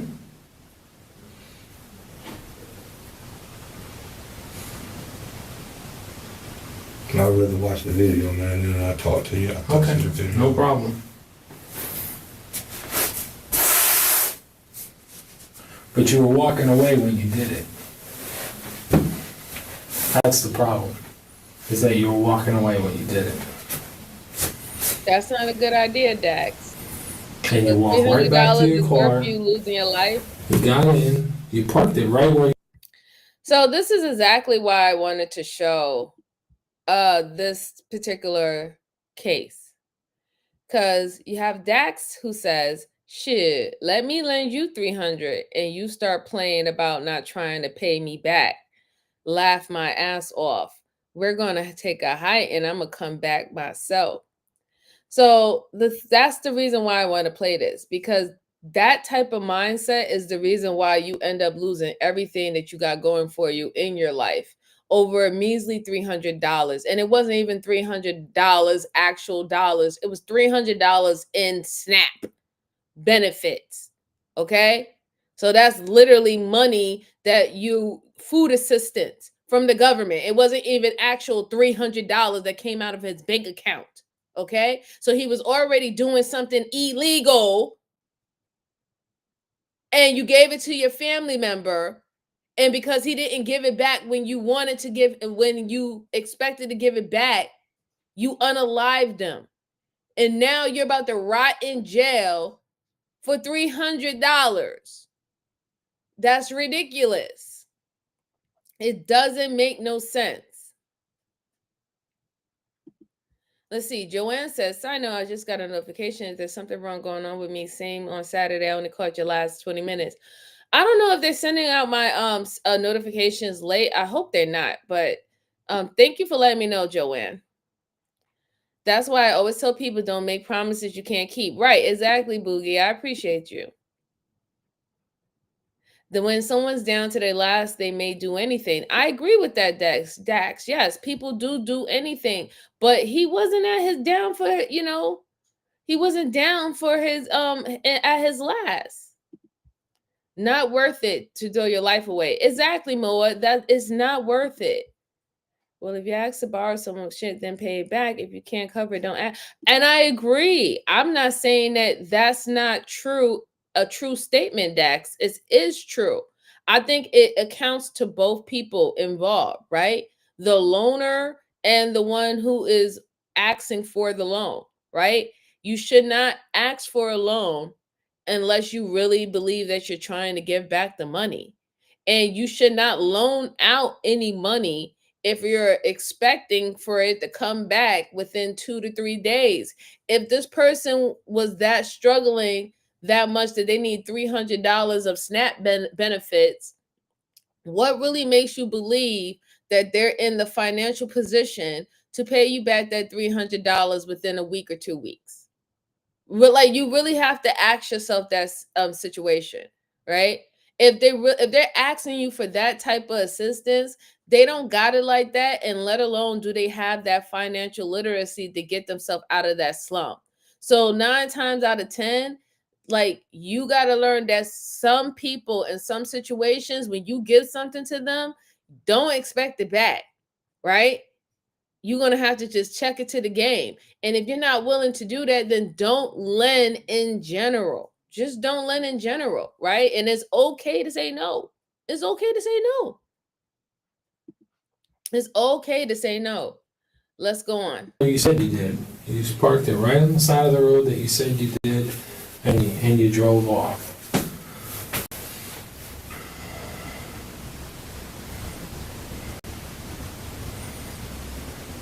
But I'll tell you, I don't know. I mean, I think maybe as an impulsive thing, maybe you got so mad that he did something. I don't know. I don't know. And we'll let you see the video, and then you can say. But I couldn't show his family. The family wanted to watch the video. I couldn't show them the video because of the way he dropped. The way he dropped. Most of the time it doesn't, Jenny. Shout out to you for coming back. Over $100, man. Over $300, whatever it is. This whole everybody on Hyman Circle right now is just. I mean, everybody. I don't know. I don't know how close you were to his family, but I mean, his brothers, just grown men, just crying nonstop. You know, I didn't even know he turned to crack. I don't know why he came out of the house with a screwdriver in his hand. I don't know what, if he planned on doing something with it. I don't know. Everything that you stand for and you earn for. Like, I think that's giving me a context to it. But shout out to you. I appreciate your comments. Is important because I told you what I have on video, and as soon as he gets it, I'll be happy to show it to you. But Hi, Summer dear. Thank you for stopping by. I appreciate you. that's somebody you known your whole life, man. Came in and you lied to us, and you said that nobody was home. So, what really happened? I said I pulled up. I don't know what you're saying. I see it. I don't hear it. Yeah, we were arguing about, like I say, about the card and all that shit, and he, oh man,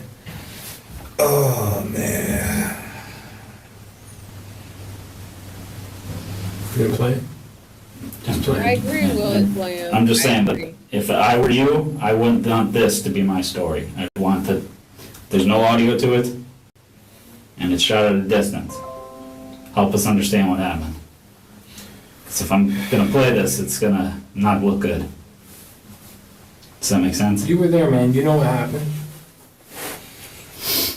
well, like I say, I mean, we got into the argument about the shit. And the whole time we're arguing, I don't know if you noticed, but he's like this here. You know what I mean? Like I said, I don't know what that is, whether it's a knife or a screwdriver. You said it was a screwdriver, but, he's like that the whole time. So, I ain't know whether he was going to hurt me or... Okay. Yeah. Well, where's the gun now? I got rid of it. What do you mean? Got rid of it. In the house? No.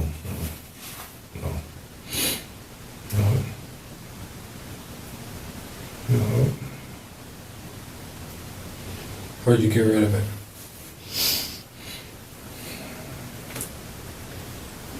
Damn, man. I'm totally screwed, regardless. Yes, brother, you are totally screwed because you fell right into their trap. You gave them too much information. They didn't have no murder weapon. They couldn't confirm whether or not if you unalived this person because there was no DNA, your DNA on this man's body, right? and you gave them every evidence that they possibly need, and also a confession that they was pretty much banking on because they needed a confession for you to actually criminally charge you. If he would have had just been quiet and got a lawyer, then later on, if the ballistics came and they was to do a actual warrant search for a particular weapon to match the bullets that was used on this individual, then you could have had told your lawyer or your defense attorney that this was all in the act of self-defense because he had a screwdriver and he came at me violently. But because you think you know what you're getting into, you think you're smarter than the average bear, you also think that these men are your best friends and they're trying to help you instead of actually helping the state or helping the prosecutor, you went and you told on yourself, you literally convicted yourself. And now they're asking you for a weapon to seal the deal on your life.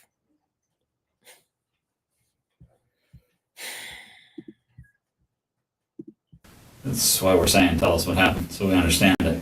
Yeah, but I mean, even though if you don't know what happened, then it still doesn't stop me from being screwed. So just with that, Screwed a little less, has been screwed a lot more. You know. Yeah, there's different levels of screwed, man. There's different levels of screwed. Man, people gonna give me life off the rip. I already know it. There's no way around it. Regardless, I already know it. It's over with. Why?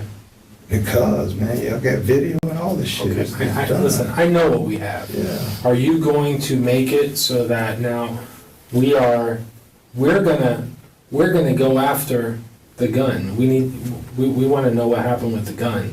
We're not gonna leave that alone. You cooperating right now down the line helps you out because we know he died. He's dead. He was shot. It was by you. You were there. Your phone says you were there. You know, your car was there. That's all. We've already got all that. But what are you doing? What are you doing afterwards? What are you doing out? You're getting rid of evidence? You're destroying evidence, or you're telling us where the evidence is so we can click and tell this family that it's all taken care of and that you showed us some remorse at the end? I definitely got remorse. Definitely got remorse. After Clarence confesses, he asks to speak with his girlfriend before he is taken away to jail. Hey, no touching and stuff, okay? I can't even hug her or kiss her. Well, I'll let you do that, but it's got to be in a controlled environment, okay? Just while she's in here, just talk to her. Just talk to her, and then before we take her out, I'll let you give her a hug, all right? All right.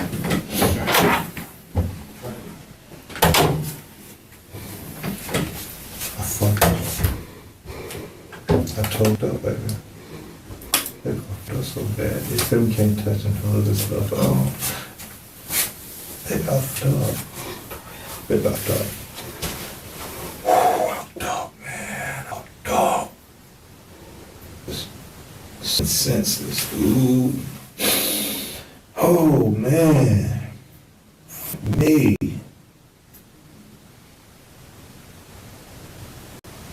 I fucked up. You saw the video? Baby. Baby. I was on my way right, baby. You was on my there. way right. You was there. Oh, I thought I was gonna start back working and everything, man. After up. Baby, please don't cry. Just, oh God. I can't hold you. Oh God. Oh God, just every chance you get, tell my kids I love them. Every chance you get, if you have to call Marquise, you need call them. Please tell all my kids I love them. Oh, man, I ain't even take them into consideration, man. That's dumb, boy. I ain't take his kids into consideration or nothing, man. That's just dumb, man. Dumb, man. Man, that's dumb. Man, that's so dumb, baby. That's not me. That's not you. That's so not me. Oh, God. So, I can't even say this. Is it dialectical? I don't take any joy in watching people in hardship, but we must have pride in law and order regardless. And I agree with you, right? Because I don't take pride, or this is not a joyful moment, me going over these cases. But I want you to see actually when consequences, sometimes when consequences is actually given out, how people now think about all the steps that led to that moment, and then now they have the epiphany where they realize where they made the mistake. He even said it himself. He didn't take the guy who had children, he didn't take his children into consideration, he didn't take his own children into consideration, he didn't take his girlfriend into consideration, where she could have actually been used as a culprit in this situation and got time as well, right? Um he didn't think about a lot of people that is involved in his life that he affected from his behavior. And especially, this is his cousin. This is his blood cousin that he ended up unaliving over $300 of food stamps, right? You affected your whole family. How can you sit up there and kiss your aunt in the face knowing that you took her child? How can you sit up there and give your uncle a hug knowing what you did to her child? Like, but now it's always hindsight where you realize that, was it really worth it? And that's why I said the ego. You think that your ego is so much more important than what you got going on in your life and what you actually trying to accomplish and what you're trying to live for your family for. Now all that is over, all that is washed up. So you could say all the I'm sorries and, oh man, dad, man, I really messed up and I look what I did. I didn't consider my kids. I didn't consider this. All that is shoulda, couldas, and wouldas. That should have had been something that you should have been thinking about in the beginning, as in, was it really worth it? $300. I'm not struggling. I'm running around here in a truck. You know what I'm saying? I'm able to put gas in my truck. I'm still eating. My girl is still being taken care of. My children are still being taken care of. Yes, it's betrayal to the worst. But then if this man really had it to begin with, he wouldn't have really asked me to do that for him, right? And then now it's too late for that. It's too late. And it does seem like, he's feeling very guilty now, but it's too late now. You have to deal with your consequences now. You're going to have to deal with it. Oh, man. So I guess whenever they take me up, what else you want me to try to call you? Did they give you my wallet? Yeah. Okay. Oh, I don't know how. You want to put minutes on the phone, or you just want me to keep my distance as of now? No, call me. Are you crazy? Call me. I wanted you. Huh? Baby, please. Okay, I won't. Oh, baby. Please. Oh, God. Oh, man. Ooh, terribly. There's no coming back, no getting back. There's no getting back after that. No, none. None at all. I don't know. I wish I could take it back. I swear I wish I could take it back. I swear to God I wish I could take it back. And we could do everything different, baby. I swear to God.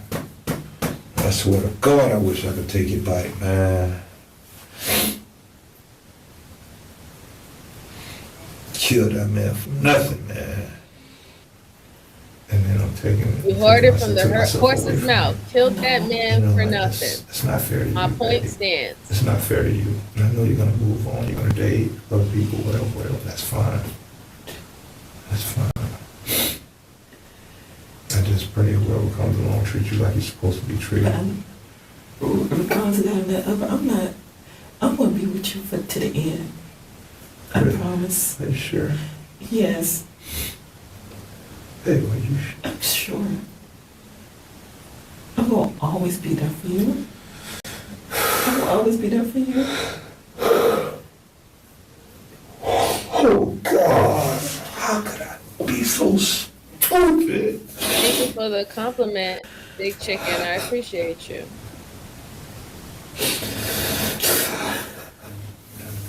It's too late. Oh, God. How, baby? How could I be so stupid? Like, I was dumb. That was just the dumbest ever. Like, I've made a lot of dumb decisions, but this is one I can't take back. Like, I can't fix this. I can't recover from this. It's over. It's over. Now, I made a mama and all, you know what I mean? Wife is kids. Man, come on, man. Come on, man. Man, come on, man. Being stupid, man. Damn, bro. God damn, Sean. It's crazy. All right. We'll let you come back in and talk to him again, but we just got to finish up. I'll let you give him a hug and a kiss and everything.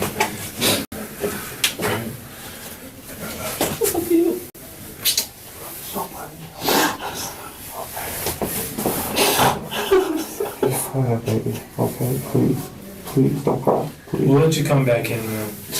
Just give us a minute. Let us finish up, and then you guys can sit in here. Okay? So we were saying. After the interrogation, Clarence would show the police where he disposed of the weapon. Were you on the docket? Yes. Clarence! Clarence, why did you do that, Clarence? Clarence, oh my fucking God, Clarence. Like, Clarence, do you know if they would have had never found that gun and if you would have gotten a lawyer, you could have got a manslaughter charge, my dude. Like, why did you show them where that gun is? Don't do their job for them. What the hell, Clarence? Clarence, man. Clarence.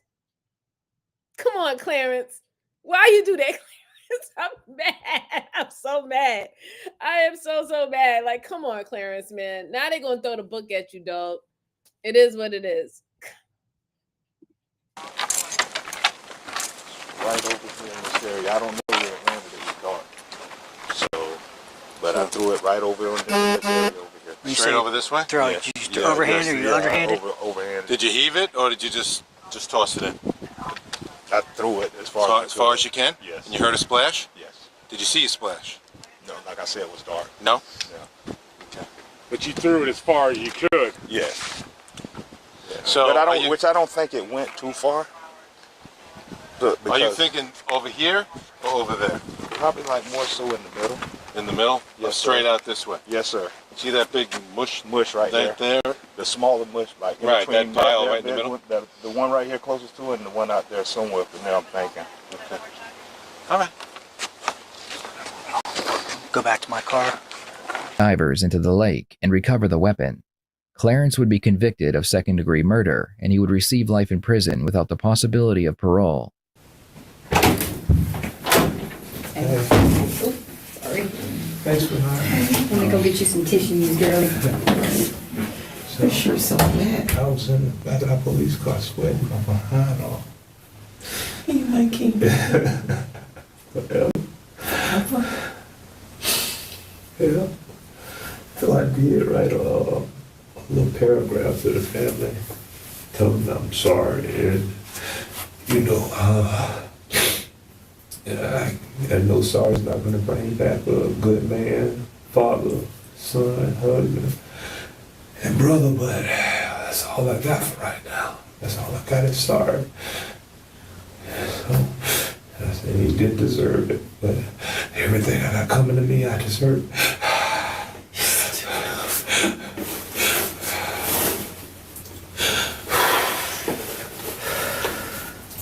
I just don't get it. I don't know what came over me. kid, that was never supposed to happen. Never. Well, at least I'll stop drinking and smoking. You won't stop smoking, will you? You still smoke? Yeah. So wait.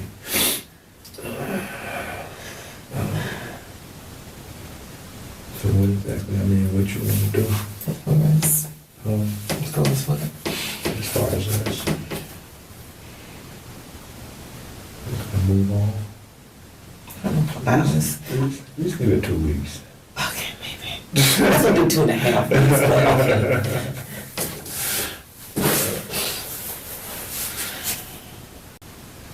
Freaking headache. I know you do.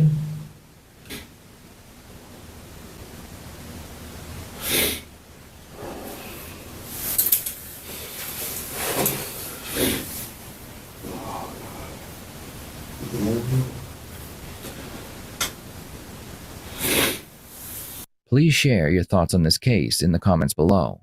Thank you.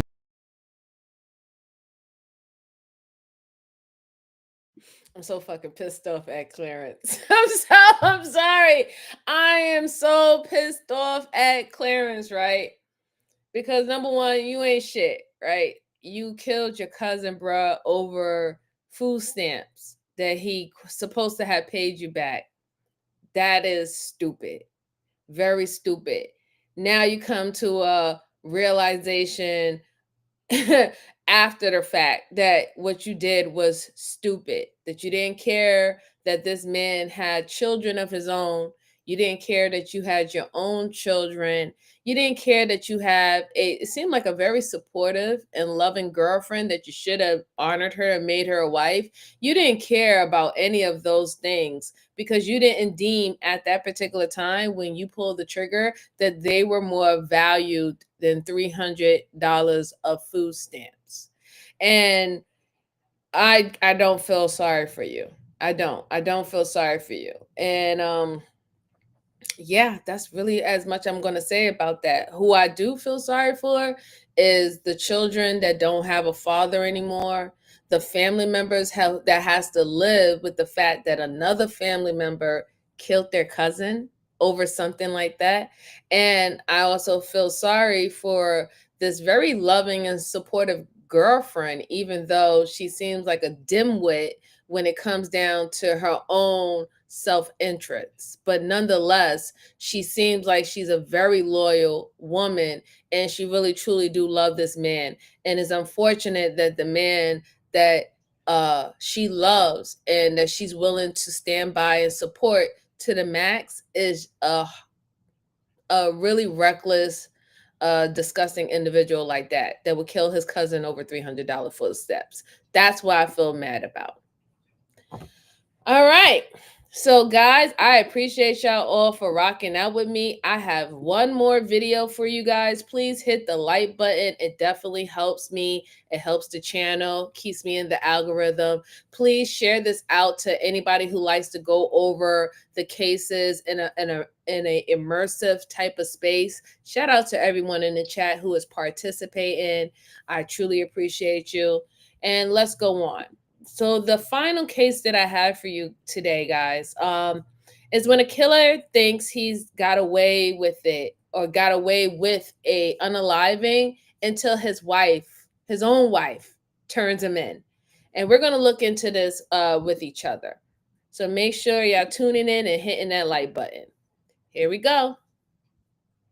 In the kitchen, he picked me up by my throat and he held me up against the wall. There was another time that he pinned me down in the bathroom and smashed my head into the floor. There was one time I hit him back and he lost it on me. That night he punched me like a whole bunch of times, like in my legs and like my stomach. He pinned me in the bedroom up against the dresser in the bed, and like he choked me and he kept smacking me. And I had bruises everywhere, like I could barely move the next day. I was so bruised up. This is Amanda Nover. She is recounting how her husband of 14 months abused her, but she's holding back the whole truth. I think your story is very accurate. but I think you're leaving out something, a few little parts in there. Amanda's confession revealed a shocking and callous crime. Honestly, it looked like he was dragging something. I think he was dragging one of them. What he's dragging a body out of there.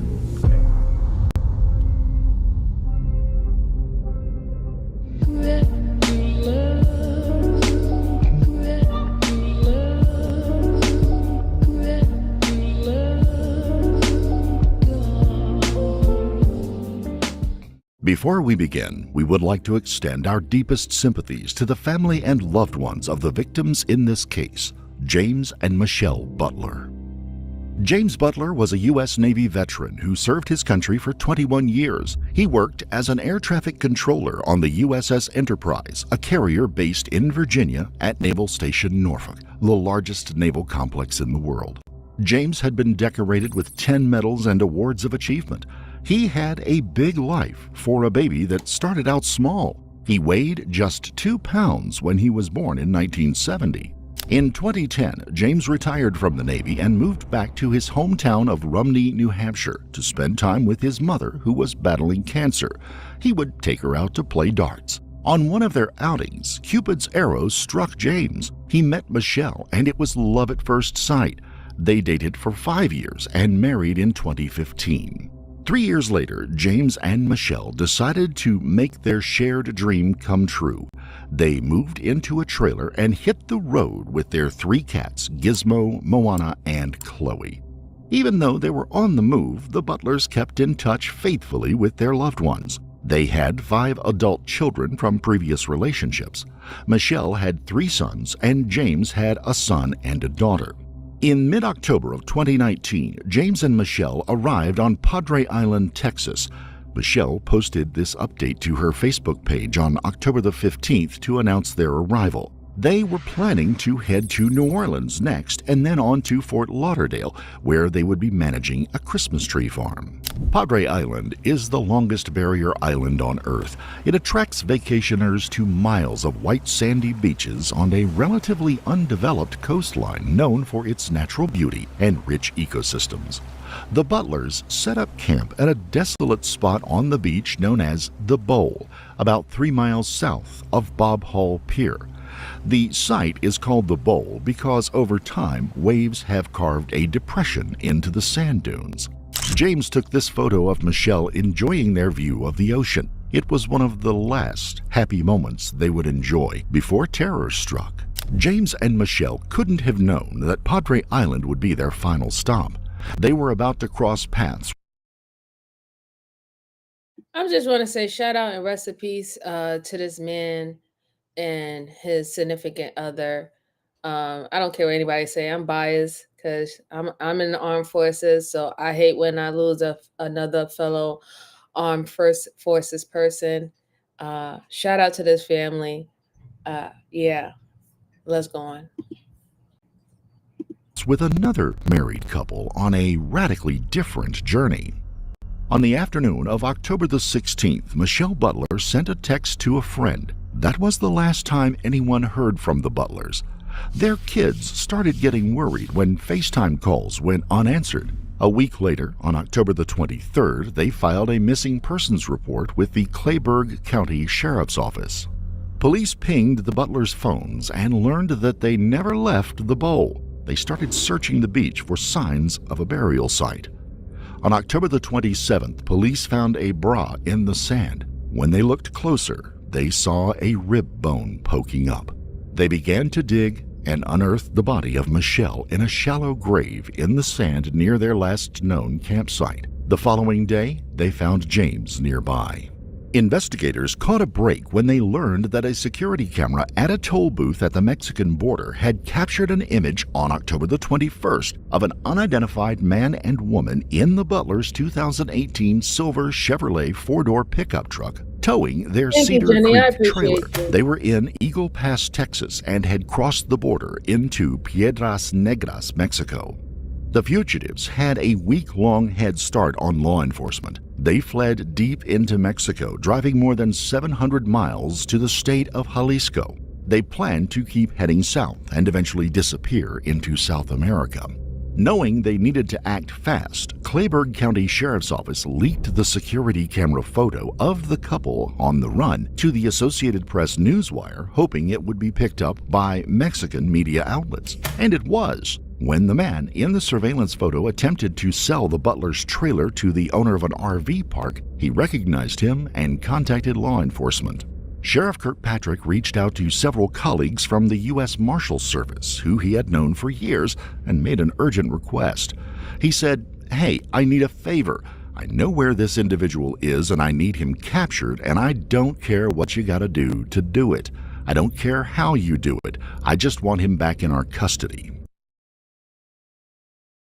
And I just want to say this is why it's very important to have interstate connections as well as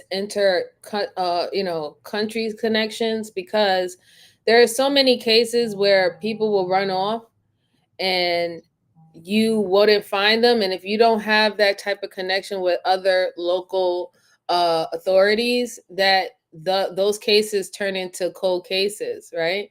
And sometimes when it's out of your jurisdiction, you need someone else to, to carry the baton. So those type of connections and networking is actually important.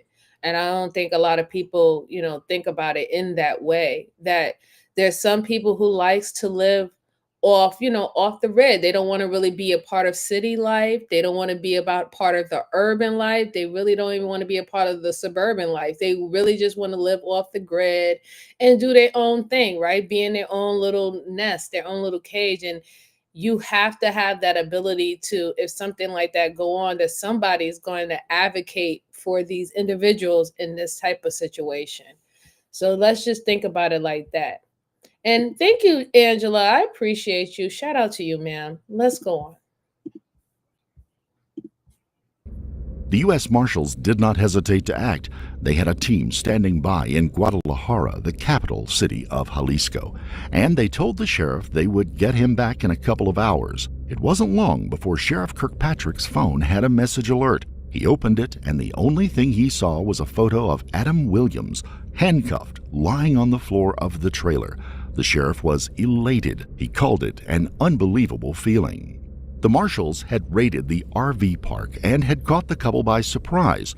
They took them into custody without incident.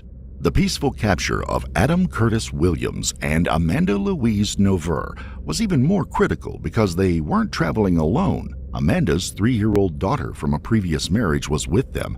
Adam was separated from Amanda and her child, and they were all flown back to Houston.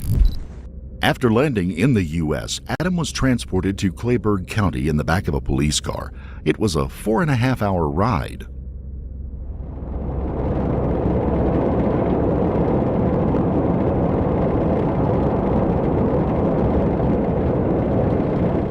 Adam was under heavy guard and considered extremely dangerous. Although he had no qualms about inflicting extreme pain on others, he felt entitled to complain that his handcuffs were uncomfortable. There's supposed to be a finger in between it. There's no finger anywhere in there. Skin's so messed up from sleeping in handcuffs for 2 days. It's super tight. Can you stick your finger in between there, bro? It's at the bottom. Yeah, see it.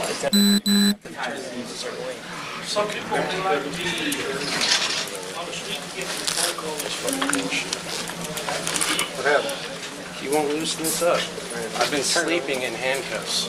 It was close to 4 a.m. on November the 7th when Adam was finally processed into the Clayburgh County Jail. Despite the early hour, the media were there to question him. Why did you have their truck and their trailer? Where were you going?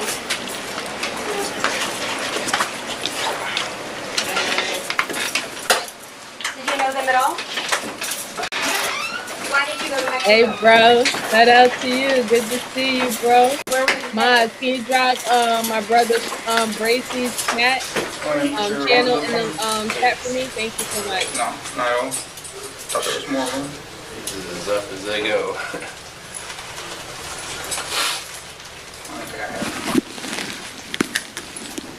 Appreciate it. Tell them to put it in the window. Okay.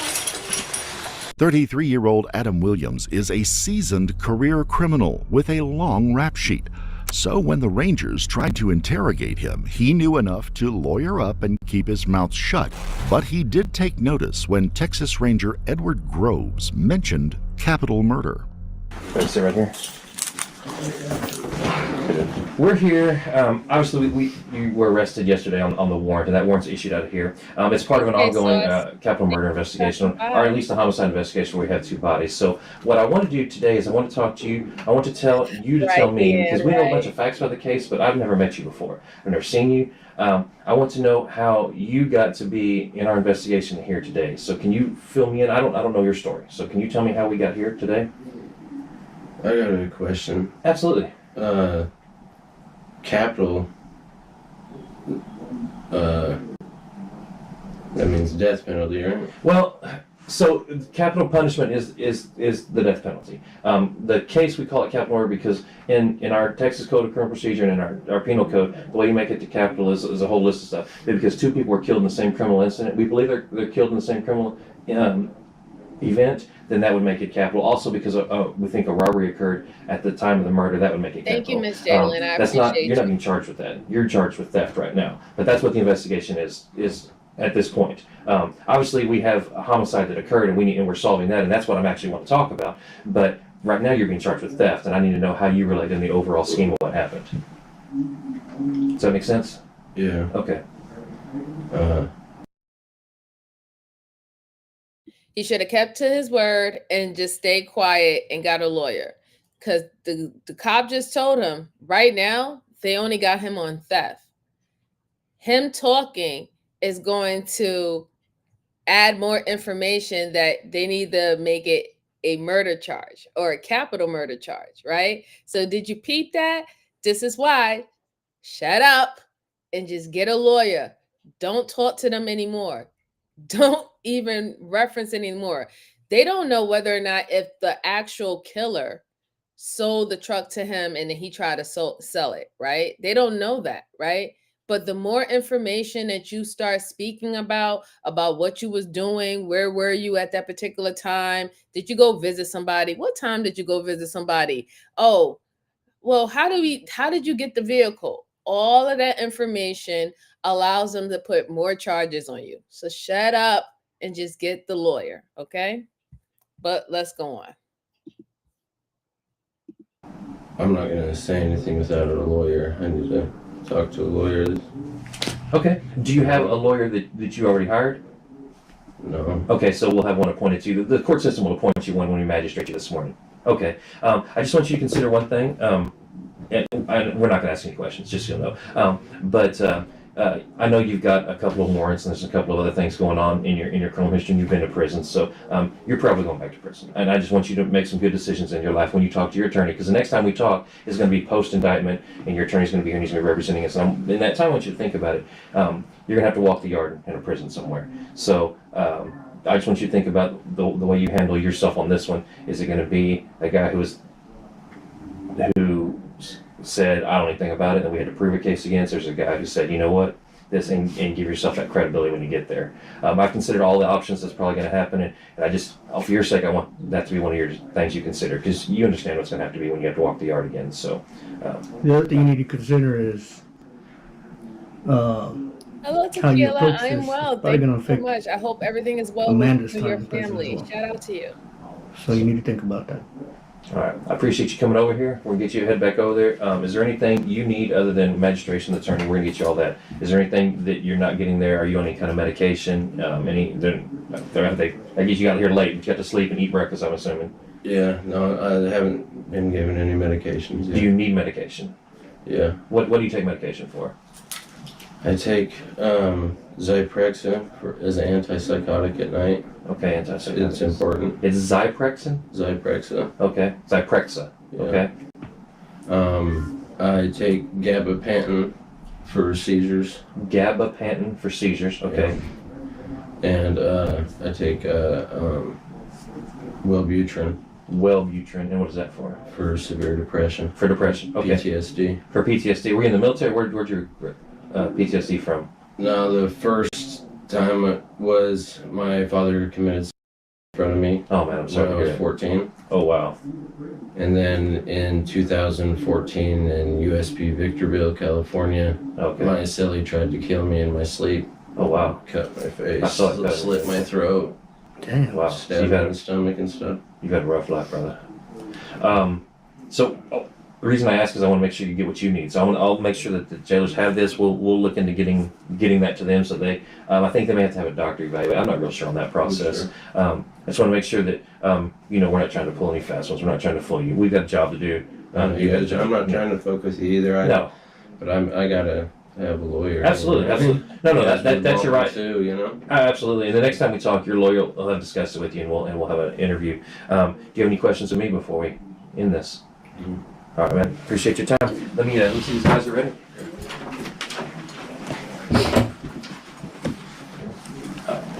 I don't know if we said it for the camera, but this is Investigator David Farias of the Sheriff's Department, just in case. Ready? All right. Are you okay? Are you affiliated with any gang members, any crime group that we need to separate you from anybody else back there? No, I'm a dropout. A dropout from who? I was starting to be with the California brand in Victorville. So the Aryan Brotherhood in California. Mm-hmm. Okay. But are you gonna have problems? I'm not concerned about your history. Are you gonna have problems back here? I don't want you to get into a cell that's gonna cause problems. We have more violence in our jail. I don't know. We'll try and keep Are you in talks with me. population right now? No. That's what I'm saying. We'll try and keep you separated so we don't have any issues with Are you in that. gen pop right now? No. So if you go to a prison, you could walk the yard, or would they put you in SEG if you went to prison right now? In the feds? Yeah, SEG. Okay. So all right. Well, I appreciate your time. So in the federal system, he was classified as a Aryan Brotherhood of California. Unlike Adam, Amanda Nover was willing to cooperate and speak with the investigators without a lawyer present. Texas Ranger Edward Groves spent 2.5 hours interviewing her. She shed light on the sequence of events that led up to the double murder of the Butlers. Ranger Groves began the interview by asking 32-year-old Amanda how she first met Adam Williams. Their relationship had begun earlier that same year in February, when they were both living in Logan, Utah. So Amanda, you were here on a theft warrant. Yes. And you know that you were actually arrested in a little town in Mexico a few days ago, and got here and we picked you up in the airplane. We're here now. But the theft warrant is based on a large investigation we're doing that involves the homicide, the murder of 2 people that we're currently working. And so you're not being charged with that, not being accused of that, but your information on the crime you're accused of is relating to it. So what I want to do is I want you to first tell me, I want you to start, you are married to, what's your husband's name? Adam Williams. Adam Williams. Mm-hmm. It's Adam Curtis Williams, correct? Yes. Okay. Adam's also in custody. You know that. You're arrested together. Mm-hmm. Okay, what I want you to start with, we need some history on you and Adam and your relationship. So can you start with when you first met him, and then we'll work our way forward. And I may have to stop in and out to get clarification. Is that okay with you? Okay, so tell me about that. So I first met Adam actually through Facebook. Okay. At Facebook and POF. Okay. I don't know if you... Plenty of fish. Yes. And he sent me messages, and I seen his pictures, and he was covered in tattoos, and I was like, that guy's nothing but trouble, and so I ignored him for a long while, and then a friend of mine actually knew who he was and said, I think he's a good dude, and so I talked to him, and the first message that I sent to Adam, he was persistent, and he's like, well, I want to meet you. And so the very first day of us even talking, he ended up coming to my house in Smithfield. He was so adamant about it. That's his presence. He just says something, and you just, for some reason, you just give in. And I didn't even know him, and I had a couple of friends at the house though, and so I felt comfortable. And he came over, and I met him, and he's very suave, I guess. He's very charismatic. And so all of his tattoos and everything, you kind of see through all of that, and you see this other person and everything. And so he actually came over with his cousin, and we all ended up hanging out the entire night, and I made him dinner and everything, and we hung out, and he went home, and the next like few days we talked off and on, and we started to kind of like form a relationship, like. So, and I don't mean to interrupt, and I Yes. know we looked we looked into this.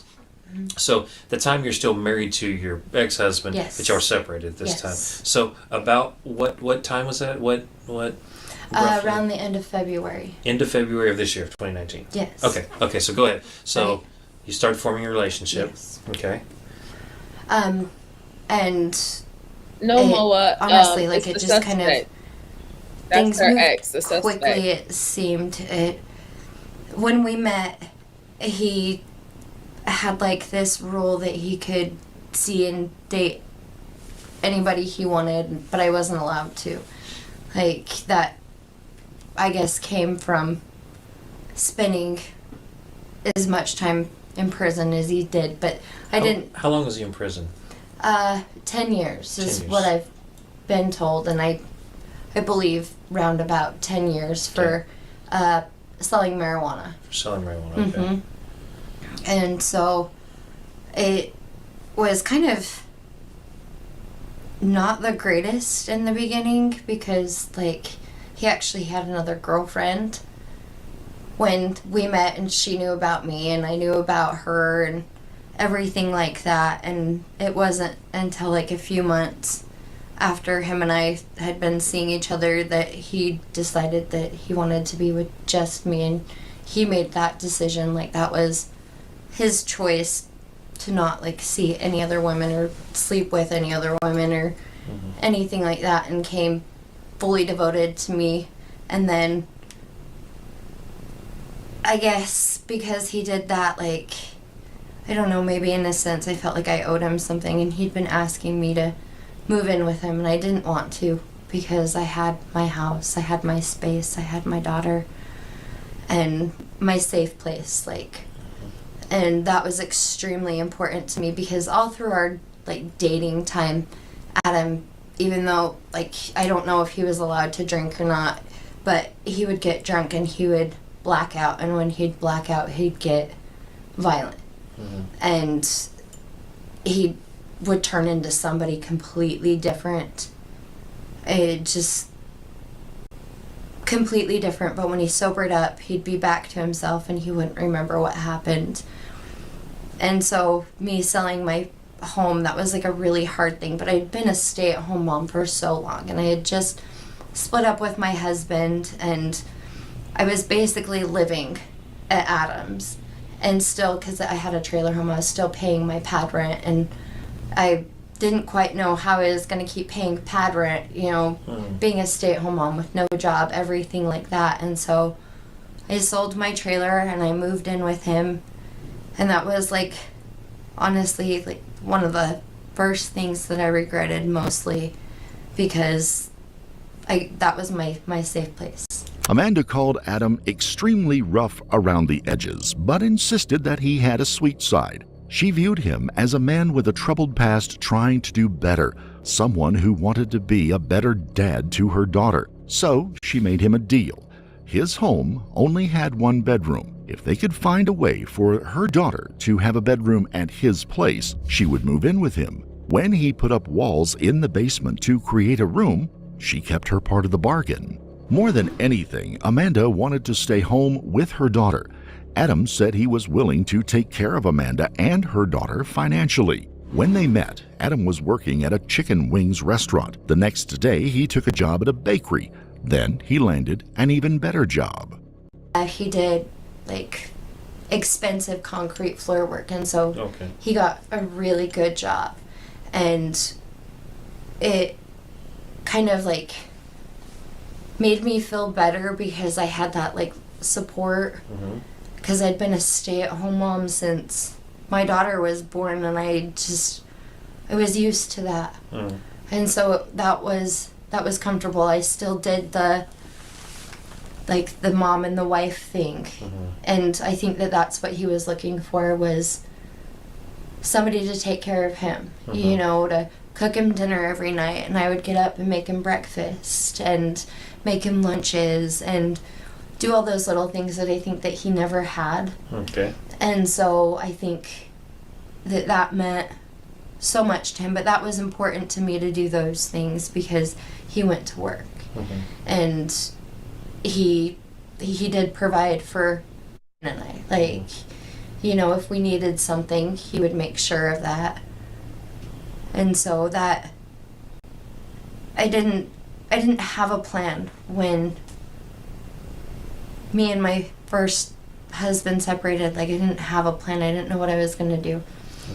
Like, I knew I needed to get a job and I needed to be able to support. And then I met Adam and it just kind of, it worked out. Like, I didn't have to change my life so much, if that makes sense. Like, I got to still be that stay-at-home mom and take care of and do what I'm good at, and that's being a homemaker. Like, I'm great at it. Like, and I love doing it.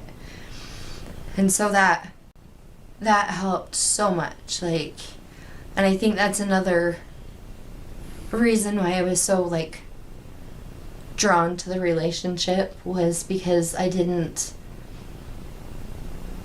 change things for me. Like, you have to put her in daycare, you didn't have to go do all that stuff. Yeah, I didn't have to, and I didn't have to do, like, the 9 to 5.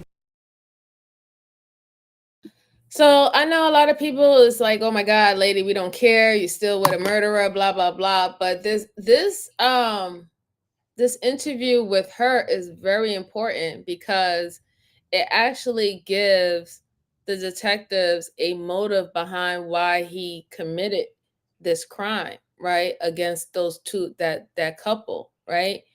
If he wanted the quote unquote stay at home scenario with his new mate, and that's the lifestyle that she wanted, and he kept on trying to reach higher levels where he can still provide for her and her children and them all together, then that could be a motive as into why he went into, he unalived them, took their RV, which is a bigger room for him and her daughter. She could probably have her own room now instead of creating a makeshift wall unit to separate so she could have her own privacy.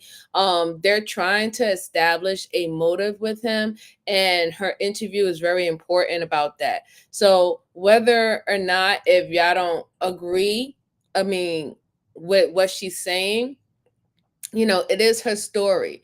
Some women do want to live that lifestyle, and especially if that's their lifestyle that they're accustomed to and they're comfortable with, that's what it is. And I hope she doesn't feel bad about it, because her wanting to do that, be a stay-at-home mom and just have to just worry about, the household, the children, and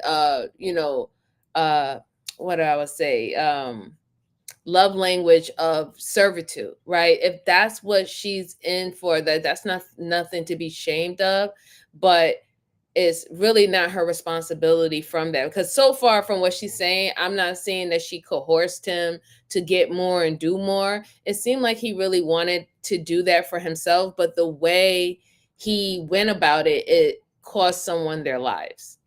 And that can't be blamed on her about that, right?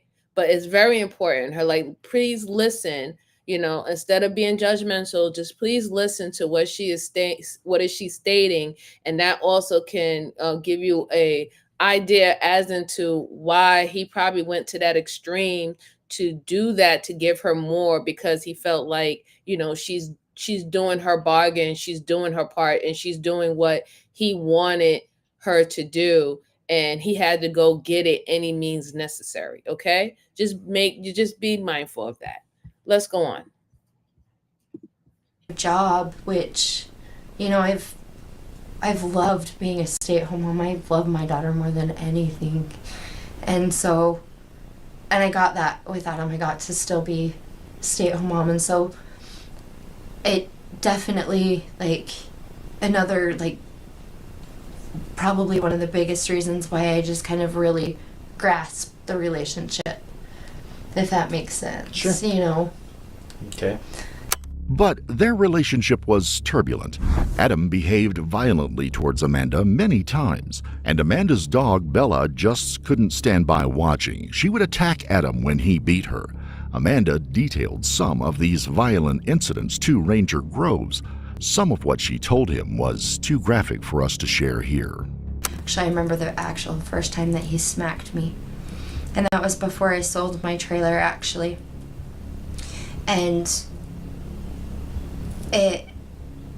we were at my trailer at my house, and we had been drinking and was in bed, and I was messaging somebody on my phone, and he took my phone from me, and he got upset about one of the messages, and he smacked me, and he threatened me and told me that he should freaking make it so my face was unrecognizable, and it terrified me.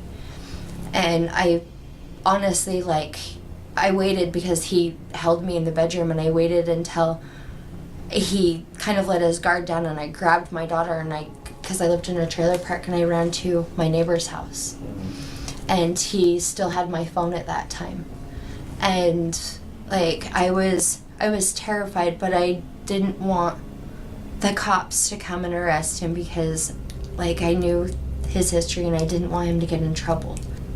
He got upset over something that was on my phone once again, and he smashed my phone, and I went to go leave, and I had made it out the front door, and he grabbed and he shut the door and he locked it. And I was standing outside and I was screaming. I could hear her in there screaming. And because he knew I wouldn't leave my daughter. He knew that, nobody's gonna leave their child, no way. And I didn't have a phone. I didn't have my keys. I didn't have anything. And once again, I didn't want him to get in trouble. I knew that in the morning when he's sobered up, he'd be back to himself. And that he probably wouldn't remember these things. And so, of course, I waited at the door and I banged on it, and he finally, it was only a minute, and he let me back in, and he tried to calm the situation down. And I stayed. I didn't leave because actually he wouldn't let me leave. There was another time that there were a lot of times, now that I'm actually thinking about it, that I was gonna leave, and this was before I had sold my trailer, but I was basically living with him, and I'm not even sure what set him off.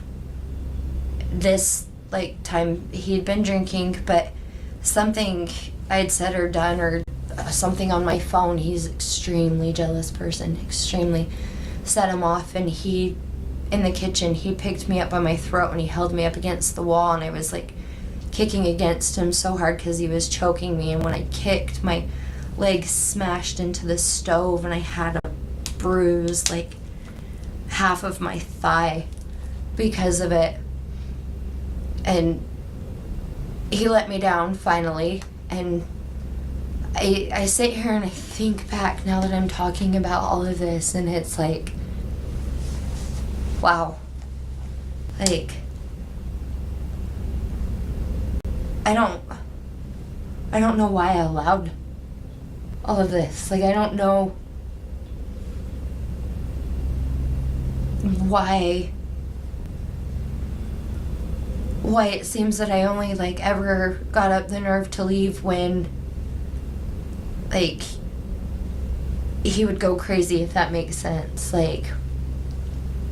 There was another time that he pinned me down in the bathroom and smashed my head into the floor, which I've heard rumors that he actually did that to his girlfriend, Rachel. All right, ladies.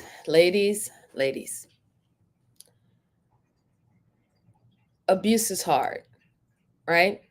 It's hard because abuse usually starts in the mind before it goes to verbal and before it goes to physical, right? So we have to understand that that's how abuse starts. They challenge your psyche first to see what are you willing to take. They test your boundaries and your standards to see what are you willing to endure and also what are you willing to excuse. Then the verbal comes, right? That's the next step. Verbally abusing you, right? Calling you out your name. Now all of a sudden, it's like they don't know your first name anymore. You're everything else but your first name and the name that you are, that the government recognized, that your parents recognized, and even that God recognized. And then after that, there goes physical. Okay. We have to do better at learning how to remove ourselves from situations. The reason was she's talking about how I don't understand why I wasn't ready to leave until it got that bad is because you was conditioned to accept certain things and you made excuses for it. And then when it got out of the stuff that you did not agree to, when he started going overboard, it was your natural reaction to fight, flight, right? That's what happened. That was your natural reaction to hurry up and remove yourself, self preservation, right? And we have to get past the point where we're only moving and operating out of self preservation. We have to start being more proactive, okay? Because she should not have gone through any of this. And the simple fact that she's saying that she dealt and endured all this, and then to say that you were still worried about his well-being and him not getting in trouble with the law, knowing that something was wrong with him, that he will have his manic episodes, take it out on you, and then early in the morning he would act like everything was normal, that he didn't commit the things that he did. We have to be more proactive. She should not have gone through this, and her daughter should not have seen her go through this. Okay? Okay? I know, and like I said, abuse is hard, right? Especially if you're in a relationship with someone who is a narcissist. And this is just not only a woman thing, this happens to men too. Abuse is hard, okay? You have to be proactive. You have to be proactive and not fearful of you losing out on something, but you clearly have all the examples in the relationship that this is not healthy, this is toxic, and this is not where you need to be in your life.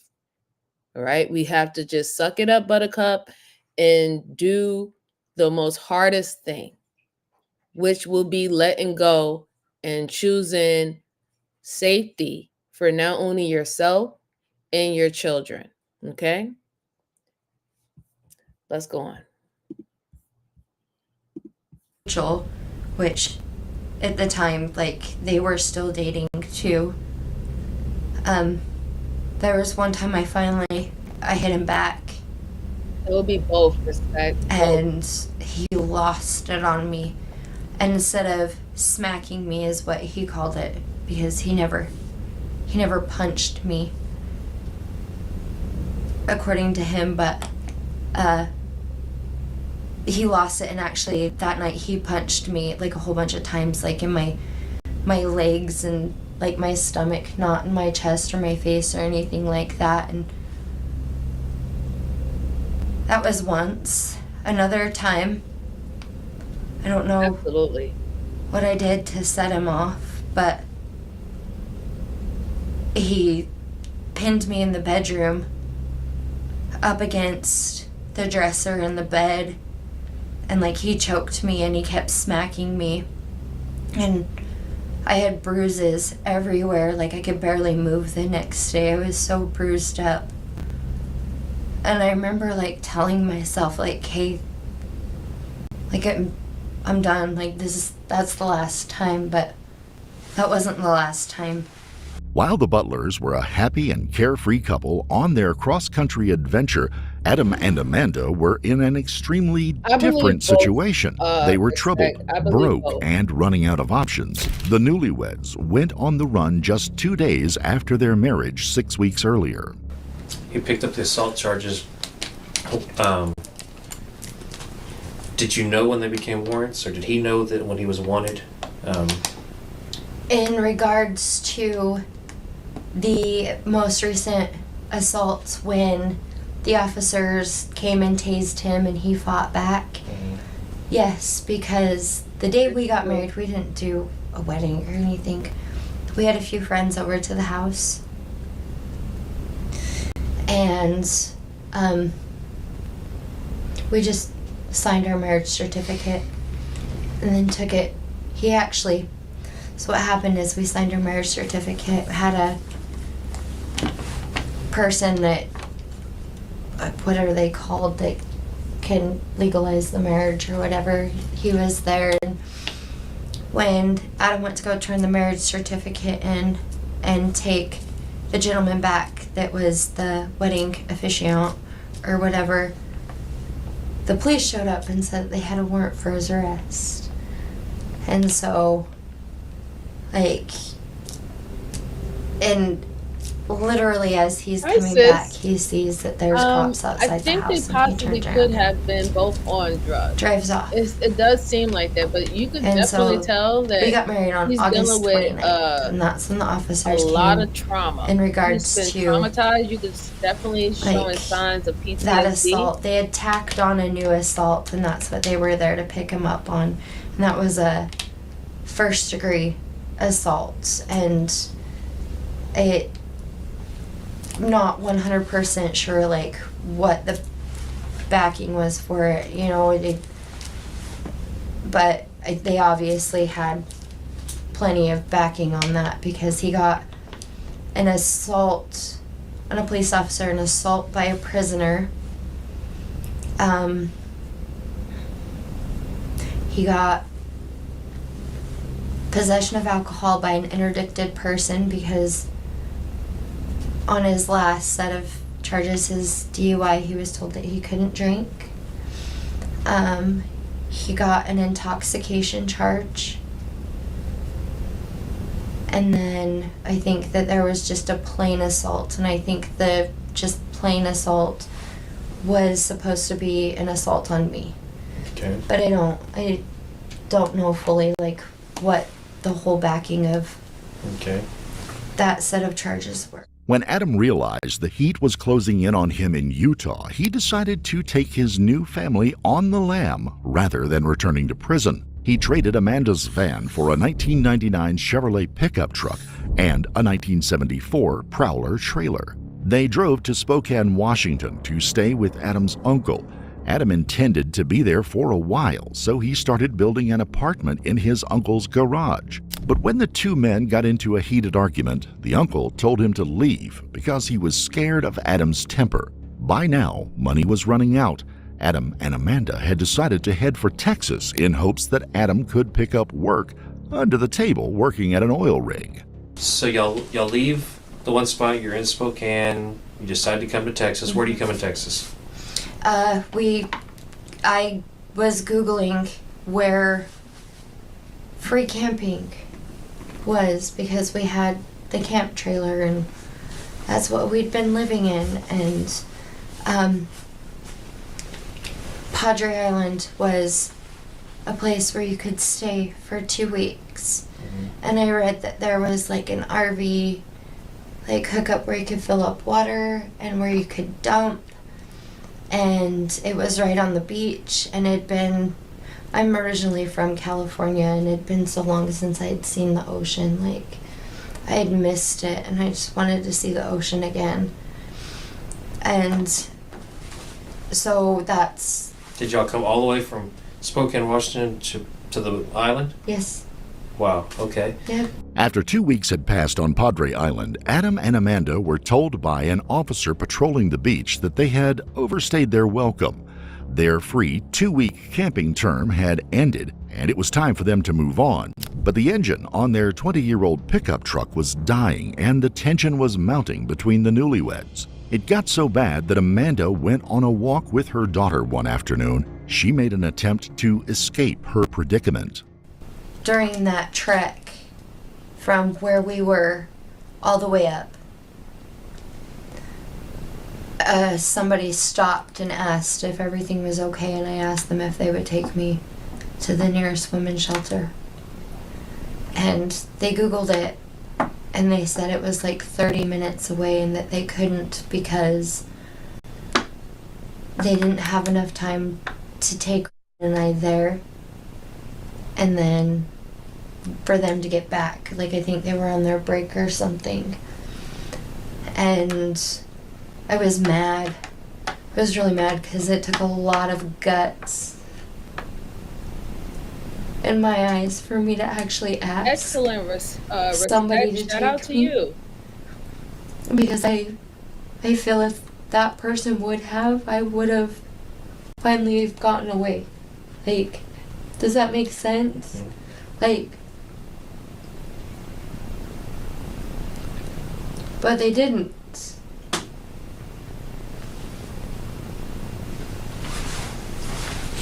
But he gave me $20 and I took the pier and I got her something to eat.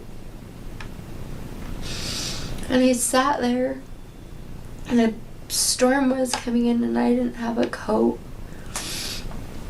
or anything like that, and I didn't know what to do. Like, I didn't want to ask somebody else. Like, I just kind of accepted defeat on that. Okay. Just as Adam and Amanda were trying to figure out their next move, James and Michelle arrived on Padre Island and set up. Yeah, this lady is she's broken. You could definitely tell that she's broken and she experienced a lot of trauma, and it's it's like she loves the person who have inflicted the pain on her, and you can really tell by even how she's talking, even how she's sitting on the couch.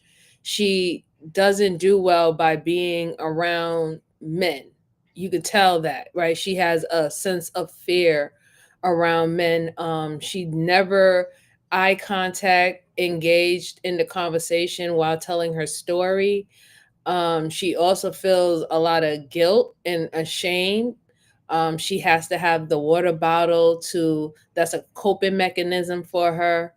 Um, yeah, it seems that she dealt with a lot, and she knew that this individual had problems, manic episodes and fit of rages, but she didn't want to hold that against him as him not being a decent or genuine person. It's just a lot. You can just tell a lot with how she spoke, how she's speaking, how she's speaking. Yeah, Greg, some people can fake it. Absolutely. Some people can fake it. But literally the aura that she's giving off is quite genuine. Quite genuine. Let's go on. Set up camp. They had unwittingly driven directly into the eye of another kind of storm that had nothing to do with the weather. Rather, it was Adam Williams' dangerous and desperate drive to survive no matter what the cost to someone else. Adam decided he needed a weapon. He wasn't allowed to own a gun because he was a felon, but that didn't stop him from finding a way to get one. At first, Amanda told the police that she didn't know anything about the 9mm pistol he used to shoot the Butlers in their heads. But then she came clean. After the couple arrived in Texas, they had attended a gun show in Corpus Christi. Every seller turned them down because Amanda had an out-of-state ID until they got to the last person at the venue. He agreed to sell them a gun and ammunition. Okay, now when he said he was going to buy a gun, what did he tell you? What was the gun for? Because if he got stopped by the cops, he didn't want he didn't want to be arrested. He said that he'd never go back to prison. And so his plan was to shoot it out. And I was terrified because all I could think of was, what about Ryan and I? Like, what are you going to do? An officer comes up and you're going to pull a gun and then fire, and then they're going to return fire, and Ryan and I are going to be like... Now that Ranger Groves had gathered background information from Amanda on how she had met Adam Williams and had covered the sequence of events that led them to Texas, he pressed her to recount the details of the crime. We get to the laundromat and Adam says that he found a new truck and trailer because our truck was literally dying. Like the motor was blowing up on it. It was. And so I was like, okay, what do you mean? And he was very vague, and he's just like, well, I know where a new truck and trailer is. TMI, but I understand what you're saying, like, right? A lot of people are manipulative. You don't need to worry about it. And I didn't quite understand, you know what I mean? Like,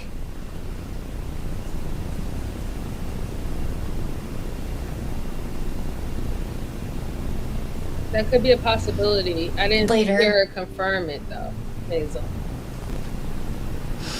So we're there, and like, I didn't press the matter or say anything else about him saying about a new truck and trailer. And then he says, well, I'm gonna unhook our trailer and we're gonna go for it and you're gonna drop me off. And I asked, I says, why? And he's like, well, I need to go pick up the new truck and trailer. And I'm thinking, what in the hell? No. I didn't think that Adam had done anything bad. That night, they went back to the beach. Adam told Amanda to wait nearby their vehicle while he went to get the truck and trailer that he had chosen to be their home for the next leg of their journey. I didn't know what was going on. And I was scared, like, because why, you know, obviously there's not just going to be a truck and trailer sitting there that he purchased, if that makes sense. Did you think he was going to steal one as well? I did. 100%. Okay. That I'm guilty of. Mm-hmm. But I wouldn't be able to stop him from anything. Hang on just a minute. Like... Hang on just a minute, because when you said you stopped, you said you stopped and you stayed there for a minute. So I dropped him off. Hang on just a minute, Yes. because when you said that, I could see you playing it back in your mind and something bothered you about when you stopped there for a minute. Tell me what that is. I had a bad feeling. Okay. Like, just a... Where did he go when he got out of the truck? Down the beach, to the water, to the dunes? He walked up, and then he walked down, and Hey, I remember... Ronald, how you doing? Shout out to 'cause you. I Hope drove you having down. a good Monday, sir. There was, like, the truck and trailer that we ended up with back, like, and everything was dark, and, like, you couldn't even, like, see it very well. But I drove past it, and... There's no lights on in it? Mm-mm. Okay. No. That's why I didn't think so much about it, and that's why I didn't think that anybody could have gotten hurt. Does that make sense? Like, because, I mean, it wasn't super late. It was like 8 o'clock, 9 o'clock or something. I don't know, but that's my assumption, is that it was around that time. So you drive on by, and where do you go? So I drive down and I turn around and I'm sitting there and I'm waiting, I'm thinking, and sure enough, like, because the truck, it wasn't hooked up to the trailer, like the one that we ended up with, they weren't hooked up. And I was kind of watching him, and sure enough, like, he hooks the truck up and he pulls out, and I'm thinking, like, holy shit, like, he's stealing somebody's freaking truck and trailer, like. And so I sat there and then I followed him. And just for a minute. Yes. When you took him to go down there, did he have the gun with him? When I took him To go get the truck and trailer? I don't know. Okay. That I Okay. really don't know. That's fine. From the time you dropped him off until the time you saw him hook up the trailer, how much time was it? Not long. Like 15, 20 minutes. Okay. Not long at all. They returned to the 24-hour laundromat where they had been loitering when they had nowhere else to go. Amanda drove the truck and trailer while Adam drove the Butlers rig. When they arrived, Amanda noticed that Adam's mood had changed. He was upbeat and kept urging her to cheer up because their situation had improved. He was being nice, actually, and he's like, come on, like, this trailer's nice. We won't have to live in that little thing anymore, like, and it was so nice. And like, All right, so I'm in agreement with a lot of people in the chat. From what I'm getting, even from when she was explaining the history of her relationship with this guy, she is trying to save herself and she's also trying to still save him, right? And you can see that by the words that she's using, the type of formulating of sentences, like Hazel just brought up, which is a really good point. She said, have y'all noticed how when she's involved with his actions, she uses positive words like the trailer we ended up with instead of the trailer that we stole? All of that is a way to make it seem like it's not as of a big a deal or not as a criminal as it looks, right?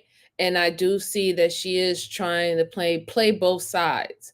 She's trying to save herself, but she's also doing her best to try to save him. And then also in the beginning, by him telling the detectives the medicines that he's on, even the psychiatric medicine or medication that he's on, I would not be surprised if he does get a defense attorney in this situation that he's going to say that it's due to the medication or due to the lack of medication or not taking the proper prescription at that particular time that made his manic episodes or his angry outbursts go higher than it would normally be, right? It wasn't elevated. I would not be surprised of that. And even to her, for her, if she has to get a defense attorney by her part of this, right, being complicit, she's going to say that she was under high distress, full of stress and anxiety, coercion, fear of life, fear of her daughter's life, especially by letting them know about the amount of years that she was dealing with not only verbal but physical abuse from this guy. That's how all of this is summing up for me. But let's go on. Let's hear what else she has to say. So, hang on just a minute. yes, When was the first time you got in the new trailer? At the laundromat? yes. Did you notice anything about it? About the trailer? Okay, did you notice blood or No, nothing? nothing like that. The only thing that I thought, like, the bedroom, like all of the bedding Hey, was completely gone. Shout out to you, And Bakersfield, like California. there was in a the cat house. in there. Thank you. And so it smelled like cat. But like because the trailer had been moved without things being put in places, it was a mess in there. At the laundromat, they removed James and Michelle's belongings from the trailer. They took their clothes inside and put them into washing machines and closed the doors, but didn't turn them on. They tossed the rest of the Butlers' stuff into a dumpster behind the laundromat. The only cat still left in the trailer ran out and disappeared. It's not known what happened to the cat or the other two that had been traveling with the Butlers. Adam and Amanda abandoned their own broken-down truck and dilapidated trailer in the laundromat's parking lot and drove off. Amanda had already provided Texas Ranger Groves with a lot of information up to this point in the interview. She was talkative, but it didn't escape his attention that she had skipped over the most important part of the story. What had happened to the Butlers? Thank you for telling me this. I think your story is very accurate, but I think you're leaving out something, a few little parts in there. Okay. And here's what I don't want you to do. I don't want you to leave out parts because, one, you think we're going to think poorly of you, or because you don't want to get in trouble. Because the only way this works is if you tell me 100% of the truth, and you know the part we're missing. Okay? Mm-hmm. So what I want to do is I want you to think very carefully, because that isn't exactly what happened when you dropped him off the beach. It's a little bit different, okay? Do you want to talk about that? Do you want to come back to that?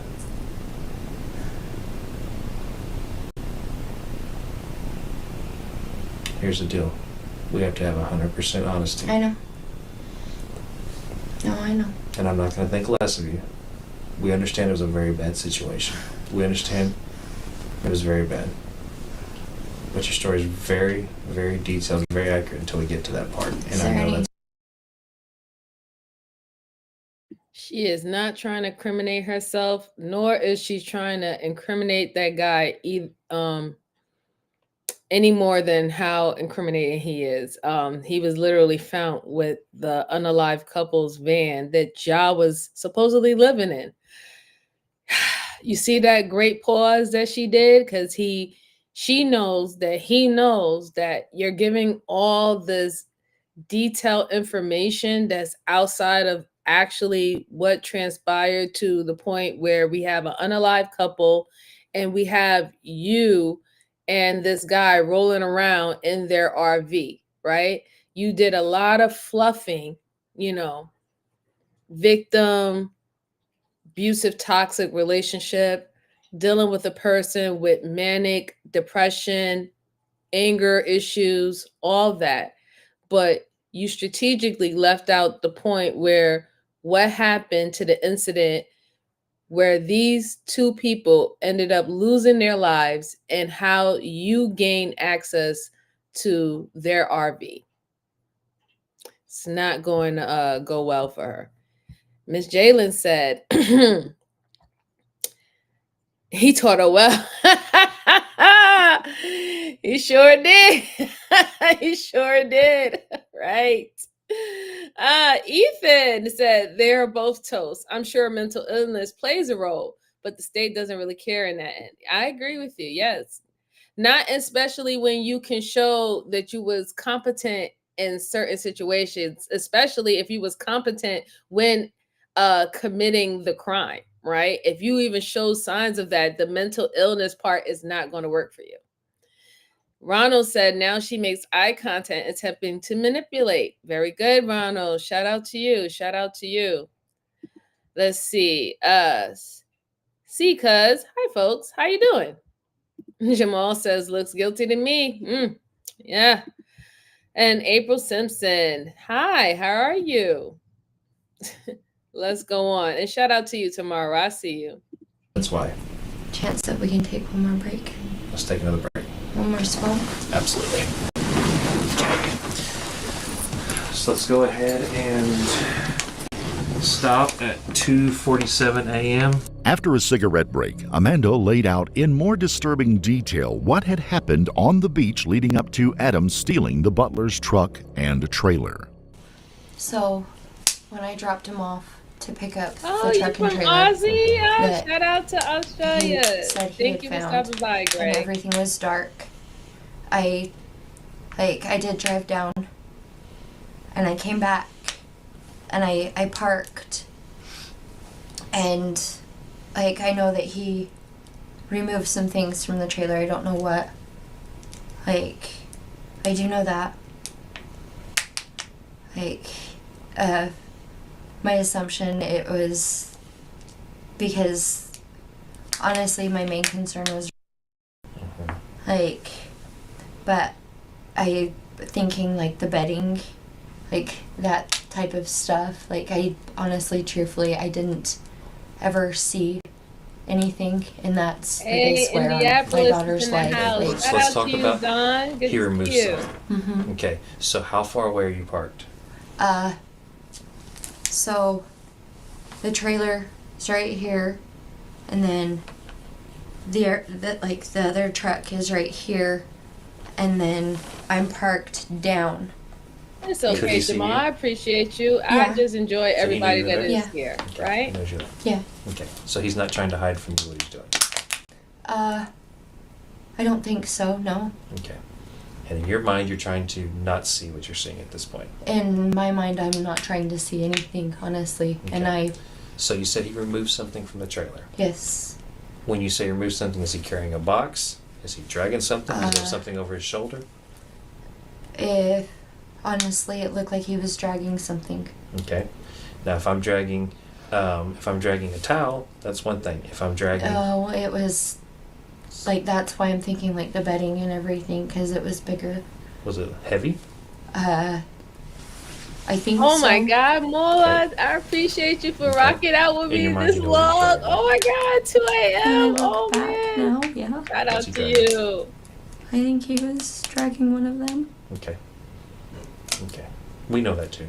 I just in your mind, you're blocking out what he's dragging. Hey, He's dragging a Amanda, body out North of there. Carolina. Shout out to you. All right, I was Amanda, thinking let's about talk about moving what to North happens next. Carolina. We'll see. We'll see in a couple And of it's going to be years. Shout important out to to me. you. He drags whatever he's dragging out, and then where does he go? Goes up. That's right. It is In the dark. Tuesday for you, Greg. I Up forgot. you mean Up in the dunes. in the dunes. Mm-hmm. Okay. And then what do you see? Honestly, I stopped looking. Okay. I stopped. So do you think, because you're an intelligent person, True. you're the That's person. true, you are, April. oh shit, he just killed these people? You're blocking this out, I don't want to see anymore? Yes, Did he tell you to Glenn. wait for You him saw while I go do everything. this? Did you know You he saw saw everything. You I could don't- tell. Shout out to you. Honestly, I don't. I think that he didn't kill them while I was there. Okay. To be honest, Were you close enough you think you would have heard him shoot him if he had shot Yeah, him? she's in trouble now, and she Yeah. realized it. because that it's loud. Okay. Because when we got the gun, he fired off one round to make sure Mm-hmm. that it worked, and it was so loud. Give me some lottery And so numbers, I Greg. don't- Help a sister That's out. why I didn't think Looking back on it, that's what you think he was doing, is taking a body out of the trailer. How long was he gone from the time he dragged it up, you said, into the dunes? Mhm. So how long was he gone from the time he It dragged it is into the weird, dunes isn't it, until you saw him Ronald? again? Shout out to you. That is very true. They are very close, I don't right? know because No, so here's the difference. I wouldn't look. No, so I'm not Does that asking. I'm not make asking you to sense? tell me he was gone a minute 42 seconds. I want to know, was he gone long enough that he just walked up there and walked back, or was No. he gone for a while and then he came back? It had to have been a while. Did he make multiple trips Yeah. to the dunes? Yes. What did you see him carrying? Absolutely, John. Absolutely. You saw something important in your mind right now. What I did you didn't. No, I didn't. It was similar to the first thing. Okay. I didn't. So he's dragging the second thing. Mhm. Does he make a trip after that? Well, Correct, Hazel. he hooks the truck up. Does he make a trip to the dunes? Does he go back and forth another time after he takes it to them? The two whatever she took. After the 2, no. Do you see anything else in his hands? I know. I love North Carolina. It's so good to visit. Not that I can remember, because honestly, like, I didn't So I want to ask you I about. didn't want to look. Now the situation had darkened for Amanda. She was no longer just accompanying a fugitive on parole who went on the run to escape warrants. She had become an accomplice to 2 ruthless murders. Texas Ranger Groves wanted to know what had happened in the aftermath. So you unload the stuff. What does he tell you? So I understand you're scared of him, but there's some sort of conversation. So I want you to pay close attention, right? There was a reason why the detectives let us tell her whole spew that we all heard for about a good, strong 25 minutes, right? Now, when he's starting to ask her very important questions that is very detailed to the beginning and the end of the incident of the unaliving of the couple and how they got to their RV, where's her eyes at? Now her eyes is looking at him. Just like someone said in the chat, now she is putting on her manipulation tactics on the detective, right? And she's trying to find a way to, beat around the bush of not actually criminating herself or continuing to criminate the guy. But the detective knows that's what she's doing now, right? So he's asking her strategic questions that she has to answer. And this is when she does a straight pause. This is when she starts to look down. This is when she starts twiddling with the bottle. She doesn't want to give very straight, to the point answers to the detectives. Because she already knows in her mind, she already knows that they're already lining her up as being complicit.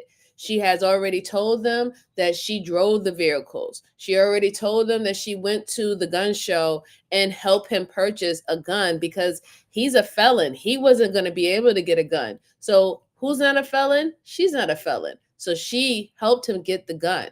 She already explained to them that he came to her, Billy, he came to her and let her know that, oh, we're going to be getting a new RV and this one is bigger and better. So you already knew in some way that he was going to get an RV and probably in a criminal manner, right? You knew these things. So she had already told the detective how much she was involved in the situation. And she is now realizing that the detective is no longer looking at her as a victim in this situation. He's looking at her as another person, as a part of this murder. So now everything is, I'm trying to beat around the bush. I'm not trying to give very clear answers about what happened, but we'll see if it's going to work at the end of the day. I doubt it, but we'll see.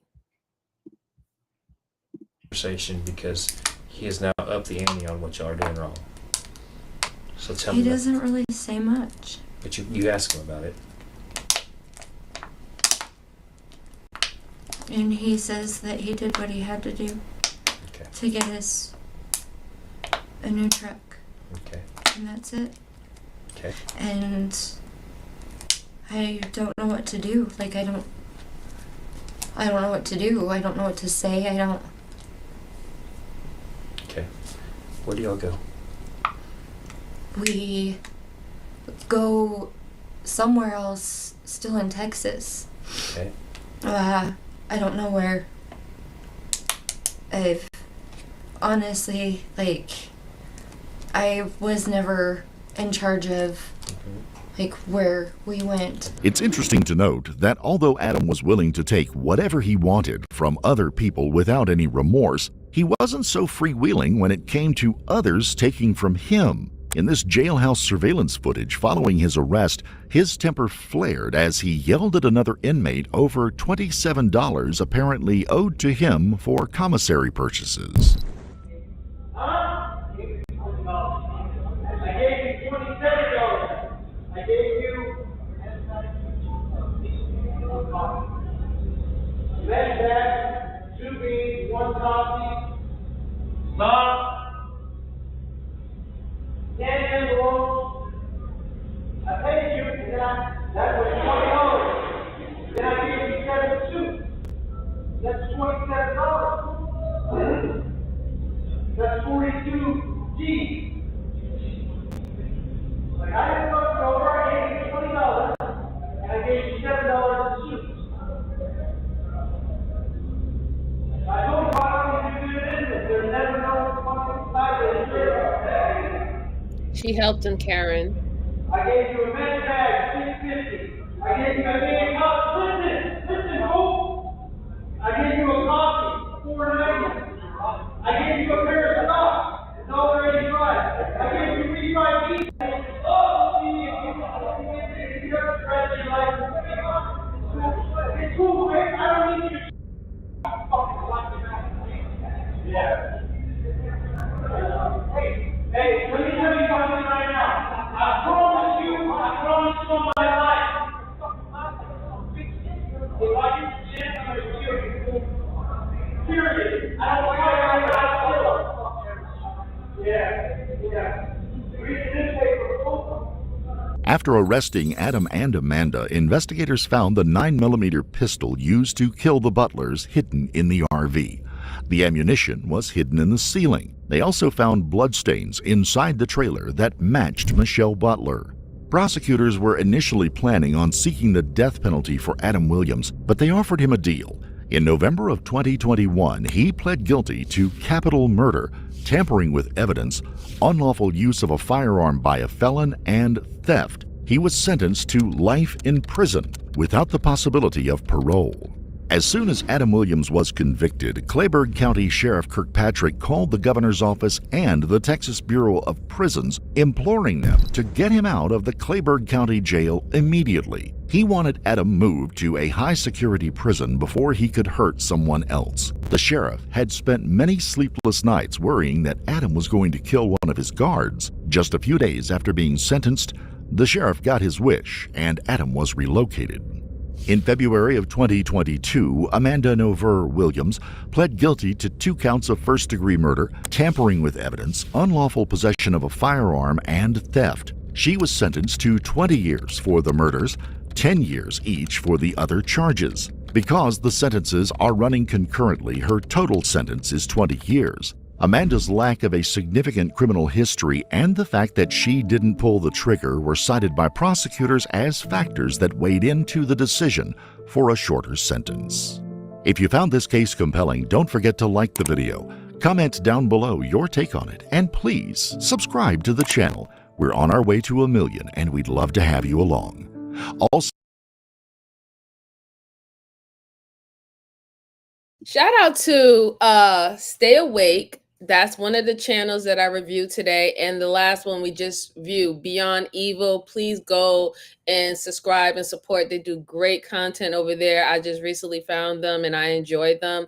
This situation was really hard because for me personally, is because you could tell that this woman has been traumatized. There's no doubt about it, right? But she is still complicit. She went along with a lot of things. She did try to manipulate the detectives at the end of giving all of her victim statement. And she also tried to save the individual or make him seem like he is not that much of a monster as he is due to the things that he did with this particular couple. This couple didn't do nothing to them. This was a random couple. He saw their RV, he wanted it, and he took it. And her and him also plotted how they was going to do that. And the detectives seen through it. They seen through it all. It's unfortunate. Prayers to the couple who lost their life. You know, it's disgusting, really. And with this lady right here, yeah, ma'am, you know, at the end of the day, we understand that you're a victim, and we get it, but there's one point of time when you become a victim and when you're no longer a victim and you're complacent, right? And we hear these type of situations happens all the time, that yes, you could start out as a whole victim, but then the certain actions and steps that you take makes you complicit in the act, right? There have been numerous of times that she said that she tried to run and leave from that relationship, but you actually never really left, right? You didn't go to the police, you didn't let him know that he was abusive in that way and stuff like that, because in fact, you actually wanted to be with him. You wanted to be with him. You tried to understand him. You tried to understand his madness. You made excuses for his physical and verbal abuse to you. And then you also made excuses for now him committing a crime against random couple who did nothing to him. The excuse that you made up in your head is because it's the betterment of us. He's doing it for us. He's doing it for me. I'm a stay-at-home mom and I want to be a stay-at-home mom. I don't want to work. I like that life. So since he's doing this for me, I need to back him 110%. And this is what you told yourself to be complicit in this case, you know? And she's the thing about it, you heard her, right? She was given 20 years. Then she was given 10 years for like stealing and all that stuff like that. But because they're running concurrent, she's only going to do 20 years, maybe 25 years, right? And that's the difference between concurrent and consecutive, right? And I think that everybody needs to know that. If you are a criminal and you did multiple crimes, and let's say one of them you are being charged with because they got evidence to bring you in on that, but there's another crime that's out there that you haven't got charged with yet. Once they find out that information, you will want for the judge and the jury to make you serve your sentences concurrent, right? Meaning is you're serving it at the same time. Okay. If you do it consecutive, that means a good example, life in prison, 25 years to life. Guess what? If you have 10 years and on another charge and 15 years on another charge, a consecutive conviction means that you will have to do the 20 years first before you actually do the time for the 10 years. And then after that, you have to do the time for the 15 years. But if you get concurrent, you're serving all those years. How many charges you're being charged for? You're serving them at the same exact time. So a lot of people don't know that, but please, if anything, and first of all, number one, don't be out there being a criminal, okay? Just don't do that, right? Just say no, okay? But if you do so happen catch yourself in a situation that way, make sure that your defense attorney is fighting for whatever charges that's going to come down the pipeline for it to run concurrent and not consecutive, okay? Please. All right. But I want to say thank you so much for everyone who's been rocking out with me for this long. Shout out to all the good people of the algorithm coming from many different places, different states, different countries, different time zone. I truly, truly appreciate you. Thank you to all the people that have been in the chat, commenting, giving us good commentary for the channel. Always appreciate you. Shout out to all the individuals who have financially supported today. RJ, Mr. Freezy, Joshua, thank y'all so much. TMKC, thank you so much. Shout out to all the new members of the channel. I appreciate you. Welcome to the corner community. And I have a special live stream that's going to happen within an hour. Give me an hour, guys. I got to go get something to eat. But within an hour, I have a membership live that's about to pop off. Y'all members will be getting a notification on that.